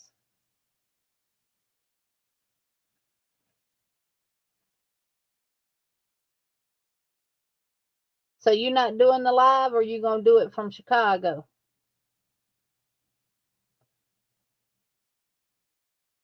And this was the first one that I made using the Polyfil. So, and see, that's the thing, y'all. You can make these for different awareness things and stuff like that. These will look cute sitting at nurses station, in honor of Breast Cancer Awareness Month and everything. So, yep. Or people who are breast cancer survivors or know a family member that has gone through it, they may want to get these for them for their decoration in their house. You could definitely use it for more than just the fall of the year, which was my whole purpose of designing it like this. Miss Debbie, now my Dollar Tree, they didn't have them on the shelves. They had them in a big cardboard box sitting in the end of one of the aisles.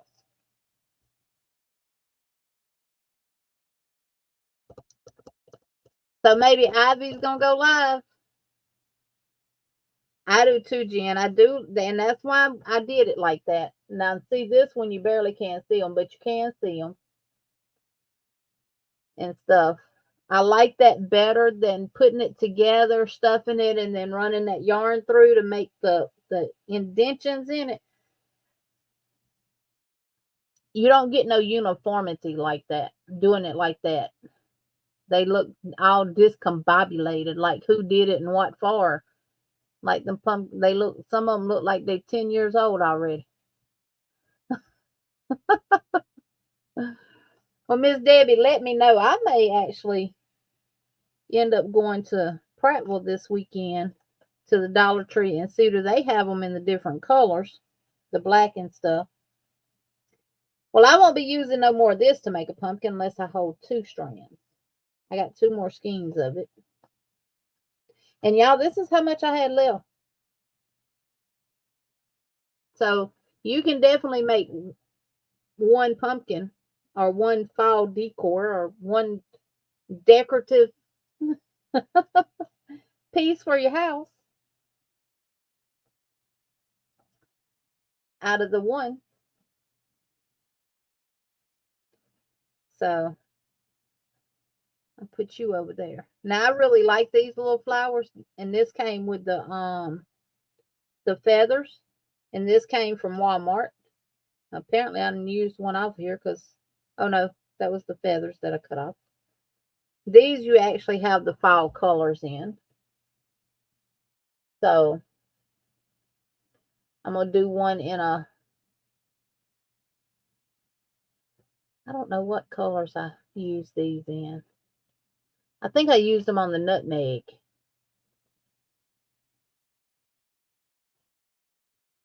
And I don't know what I put on the green one. My table is full of them. One Skein Wonders. That's right, Jen. Good night, China. Y'all, China has dropped her link. If you have not become part of her family, please check her out and become part of her family. She goes live on Thursdays at 3 p.m. Central Standard Time, 4 p.m. Eastern Standard Time. Hey, Mama J. Way. I've started the crochet along. This is my start. I don't know what row I'm on. 1, 2, 3, 4, 5, row 6. I just did that today. And I am actually not going to do the hood. I have 4 skeins of this, and this is 488 yards, so it should be 481 yards, so it should be enough for me to make the 2X. It might not be as long. I'll make it work. But I am using the Karen Blossom cake. And it is the color Denim Days. And this is 61% cotton and 39% acrylic. And it's a chain spun yarn, but it is very lightweight. And I am using a 6mm crochet hook. I'm going to do a little video on it like Sunita did. I wasn't there Saturday, Mama J, because y'all remember my neighbor that I made the elephant blanket for and stuff for her new great-grandchild? She passed away. I will be at her funeral. Her funeral is going to be this Saturday. Miss Vicky said, Jen, be careful on going to Chicago. Yep, she passed away. So we just been kind of hanging with the neighbors. And I don't know. I told my husband, I said, I'm going to open up my blind every morning because if I didn't have my kitchen blind open up by a certain time, she called me to check on me. So I'm going to miss her. Yep. She not too long ago got over COVID. And she'd been over COVID probably about 3 weeks before she went to Chicago. And they just got back last week. They stayed up there a couple of weeks because her granddaughter-in-law, who had the baby, had to have a C-section. So she went to help her. Because she has smaller children too. And her husband drives trucks, which is her grandson. So he was home for the birth and everything and a couple of days afterwards. But, you know, like all of us, we have to go back to work, right? And her husband went up there and stayed with them, and she helped her, you know, with the baby and the other kids and stuff like that. And got home last week, and I don't know why. It's me and my neighbor that's nurses down here. But she started having pains in her upper back and in her shoulders. And he called me, was it Thursday morning, early Wednesday morning? Because I had to call him back and ask him exactly what all he said because I was half asleep. He called me Friday morning at 5:38 a.m. And when I answered the phone, I said, "What the crap you calling me this early for?" He said, "Well, I'm calling to tell you about Ola." I said, "What about Ola?" "She gone." I said, "What you mean she gone?" He said, "Yeah, they said she had a massive heart attack a couple of days ago." I said, "What you mean a couple of days ago?" Obviously, she had started having the pains Tuesday. He told her to take some Tums. It wasn't nothing but some trap gas.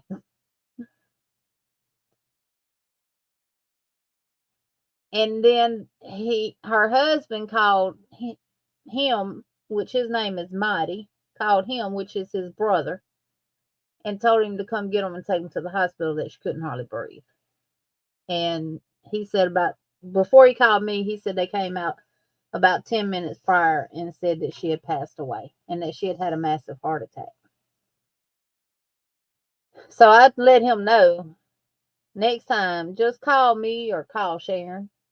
We could have at least I could have went over there and I could have checked her blood pressure, her other vital signs. I could have checked her pulses in her feet and everywhere else to make sure that they were still good, and could have asked her some questions, because if the pain was constant or intermittent, I would have told them to take her to the hospital. So it's the Brown family.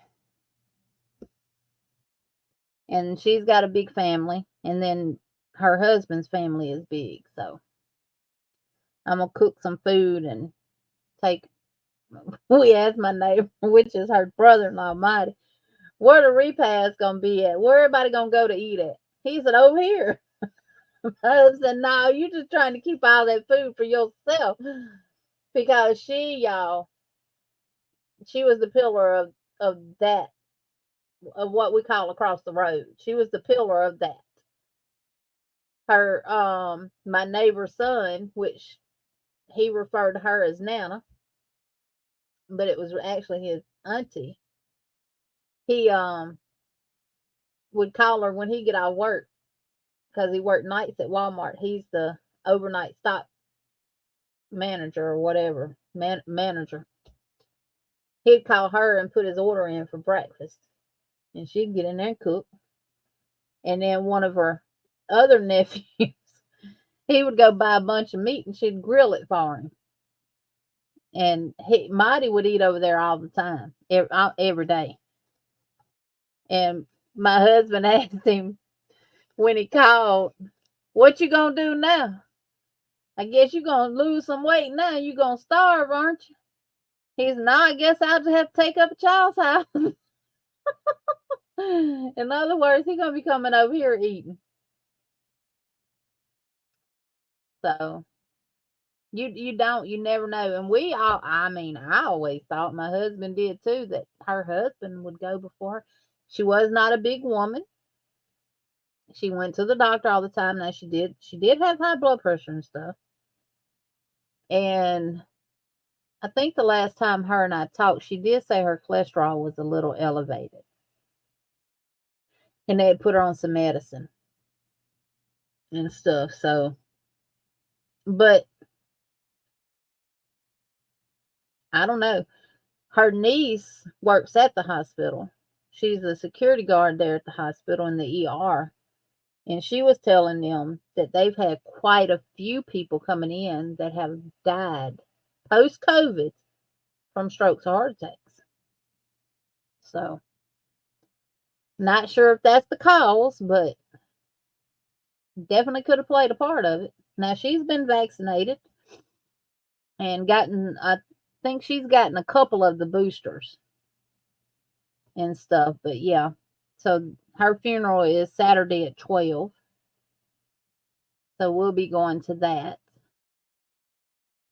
And I don't know if we'll go hang out, because they hung out Saturday night, the family that has already came in, which I don't expect no one to sit around and mope and cry. And, you're supposed to celebrate the homegoing. You're supposed to cry when a child is born. And you're supposed to celebrate the homegoing of someone passing. And you cry because a child is born, because you're bringing a child into this cruel world. So, yeah. But it's going to be right up the road from our house, where they're actually having it at a different church than her church, because theirs is not big enough to accommodate everybody. So, yeah. And I hope the ones that brought COVID out here to them don't come. But I'll be masked up. Put my mask on. Yeah. And what makes it so bad, the ones that brought it out here, they go to the Kingdom Hall, and they shut the hall down, and they went back online. And the wife had it, and they didn't know. She told them it was just sinus infection. And she went on their porch and sat and talked to two of my neighbors and gave it to them. COVID. Keep your butt at home if you sick. I'd have talked to them through the door. And you can sit in my chair on my porch, but I'm going to talk to you from this side of the door, okay? Not finna talk to you. And you coughing and sneezing and everything. Because I told my grandbaby last Monday, I went and ate lunch with my grandbaby because it was Grandparents' Day at the school. And one of them had a runny nose and was sneezing. And Tuesday, I woke up sneezing. I said, Kai, you done gave Grandma your cold. But she's got bad allergies. You never know. Her husband is, I think Ola was like 80. Maybe 80. But she didn't look every bit of 60. And her husband is going on 90. I know he was 5 or 6 years older than her, I think. But yeah. But everybody's checking on him, making sure he's good. Because they've been together forever and ever. Then they're from Chicago. Well, he's from here, moved to Chicago. And they moved to Selma in 98. So they've been here ever since. So. Well, y'all, I'm going to get off of here. I'm going to do my Happy Mail video. Get it uploaded. That'll be it's Monday, y'all. Happy Mail Monday, y'all. And then I'm going to go ahead and get the tutorial for the styrofoam form uploaded to YouTube. And then I will do this tutorial tomorrow and get it uploaded as well. So y'all will have that and won't have to go back through the live to see what you need to do. And plus anybody else that wants to make them, the tutorials will be out there. And we'll see what we'll come up with next. You're not making me feel well. They didn't get the C word from up there, Jen. They got it from here. Right across. They got it from right on their front porches. Hey, Rochelle. You're welcome, Miss Debbie. I'm not Jen. I'm gonna do the short video to show Jen how to do that. Unless you want me to show you now, Jen. If you got time to get you 2 strands of yarn. But I'll still do the short. But I can show you now if you want me to. Good night, Miss Vicky.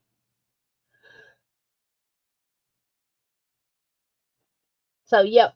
Y'all won't have to, from now on, anything we do on the live, I will do a tutorial prior to the live that will go out the next day. Okay. Not a problem. I'll do the short, or I'll do a little 1 or 2 minute video and post it to my YouTube. I don't care about it not being a short.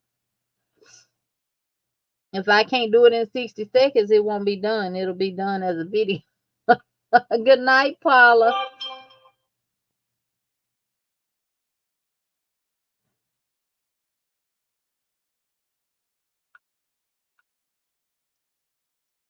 So I got some messages. Let me see what they are. Ooh, Tank, that looks good. Now just to add your flowers to it. Perfect. Love it.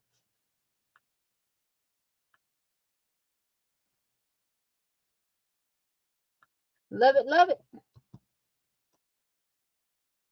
What you doing? You want to tell everybody bye? Come here. Come on. Come on. Oh, girl, you heavy. Now, last time she went to the doctor, she was 7.5 pounds. I know she good 10 now. Tell them bye-bye. Tell them bye, Emily. Say bye-bye. Look at them big old feet. Look at them big old hooves. Big old feet.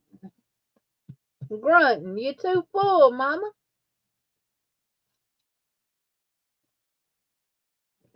Let me go to the email.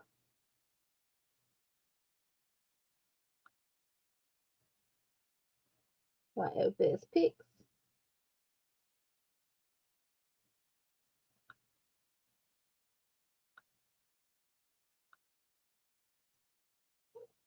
Oh, Jen, I like it. And that stuff's good, too. And see, you don't have the holes in it because of the yarn. The right yarn. Love it. And see how you pull that stem up? There you go.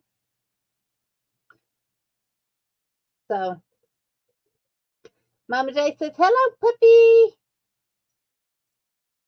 Thank y'all for the prayers for my neighbors. Jen says, everyone come over tomorrow night. Jen, if you got a link for the live, drop it. This is what she loves, chewing on my fingers. I told you I'm not your chew toy. Yuck. Yucky, yucky, yucky, yucky, yucky, yucky, yucky. Oh, pretty girl. Mama, old pretty baby, aren't you? She got Bella's old collar on. This was Bella's first collar. It used to be on a llama that I had in here. I don't understand. She wants to get in the tub with the water running, but she don't want it to fill up to take a bath. She just wants to play in. She don't know. She don't, Mama J. One minute she have them down, the next minute she's got them up. She walks around with one ear up, one ear down, and the next day it's the opposite side. But I read where it said normally they're 10 months old before they decide which way they want their ears to go. Yeah, she's wearing Bella's collar. If she gets bigger, I got a black one that was Sandy's that she'll eventually go to. But yeah, this was Bella's very first collar. My husband put it on her upside down. It's got a little puppy on it. Y'all ain't gonna be able to see it. Maybe if I turn it to the side, but it's got a little puppy, little silver puppy on there. And he's got it upside down. Y'all, she's so fat. Look at that. Look at that stomach. Looks like a little pot belly pig. Said, Mommy, you just showing all my business. You just telling everybody how fat I done got. Yep. Come on, I rub your belly. She wants a shower. And I don't think she'd want a shower because she don't like going out when it's raining. But she goes in November to get fixed, so. And I know normally when they get fixed, they get fatter. But my husband said we're going to leave her on the soft food for about another month or so. And then we're going to take her off of it and just leave her on the hard food. She loves apples. Loves apples. And don't like potatoes, fries, or anything like that. I tried to give her a fry one day. She smelled, she would not eat it at all. Would you, mama? And she's got an old toothbrush that she loves chewing on. Chews on the bristles. I said, okay, brush teeth.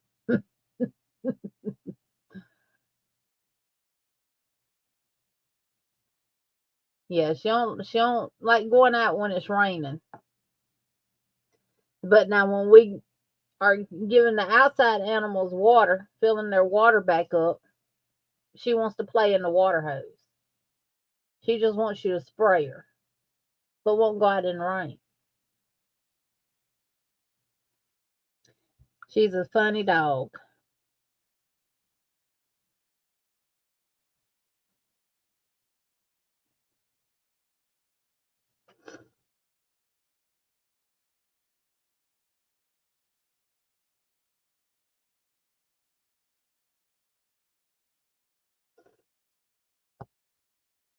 Yep. Well, y'all, thank y'all so much. Glad y'all enjoyed this.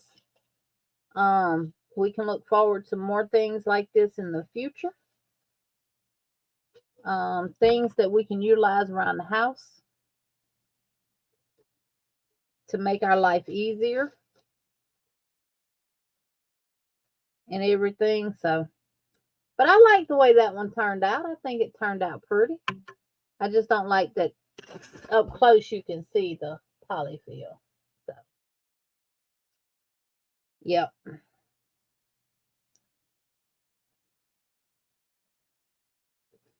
And I think I still got some shaping to do with it, but I like it. It'll stay just like that. I'm not going to change it. I'm not going to take it apart. I'm not going to cut it apart because that's what I would have to do.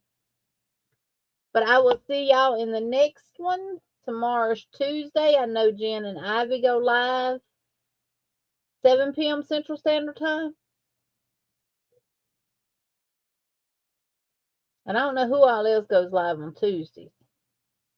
Wednesday we will be live. I think it's at my house. For Stitching Together with Friends. Don't ask me what we're doing because I honestly don't know, but I'll find out tomorrow.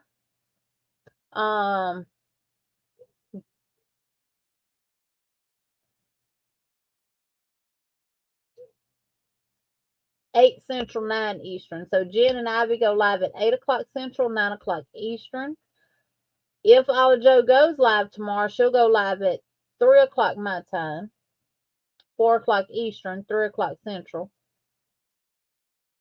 I'll be live at 11 a.m. for members only.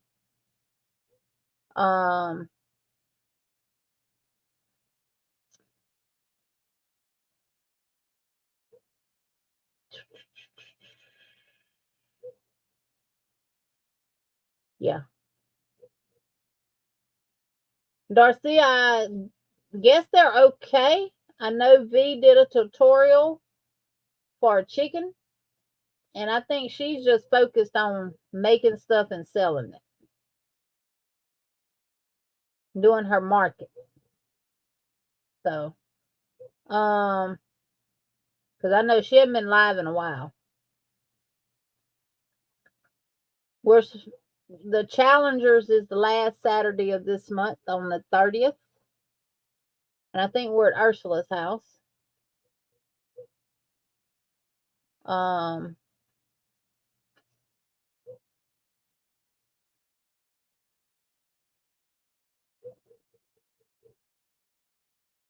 You'll try to lurk. You'll make sure you take your AirPods off. That's right. You got to work tomorrow. Ooh. Well, do I need to wait till tomorrow evening and do it? Do the live tomorrow evening? Let me look and see who I'll go live tomorrow. I know Kelly's Crochet Adventures goes live. I might can do it before she goes live. Because, I don't want to step on nobody's toes.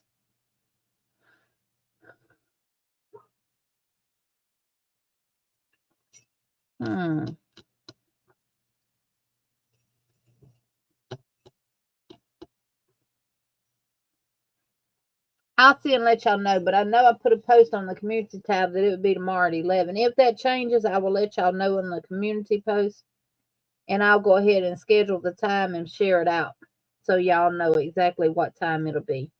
Let me look and see who's live. Sunita, do you usually get off early on Tuesdays or you work late? Or it depends.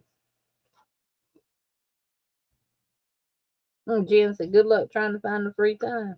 I know, right?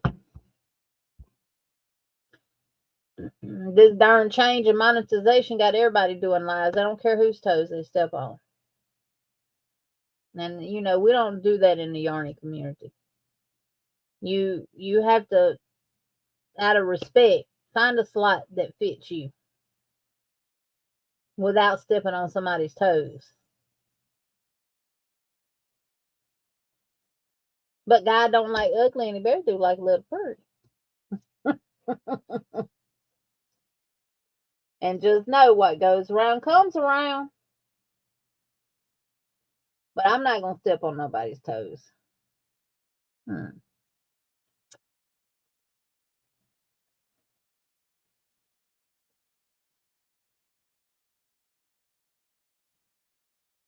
Y'all still learning a new system. They all unorganized. It drives me crazy.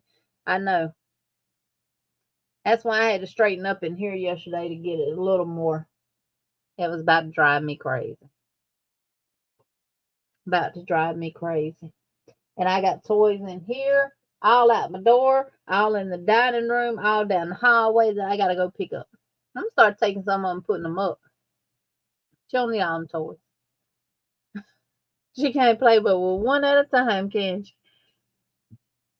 All right, y'all. I'll let y'all know tomorrow what we're going to do about the members live.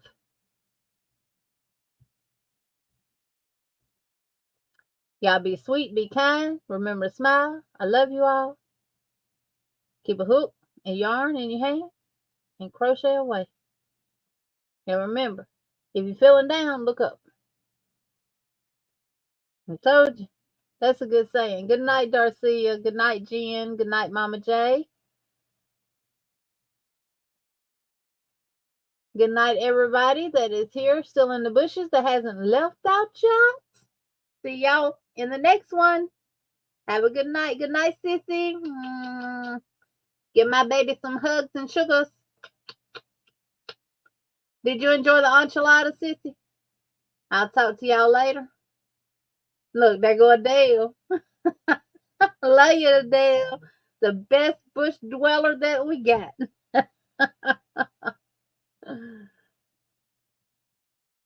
She's waving, got her bush up, got her eyes, got her bush, got her TV, and got her heart. Can't ask for nothing no better. Love you all. Y'all have a good night. I'll see y'all in the next one. Until then, be kind. Remember to smile. I love you. Bye for now. Good, sissy. Good. Good night, Rochelle.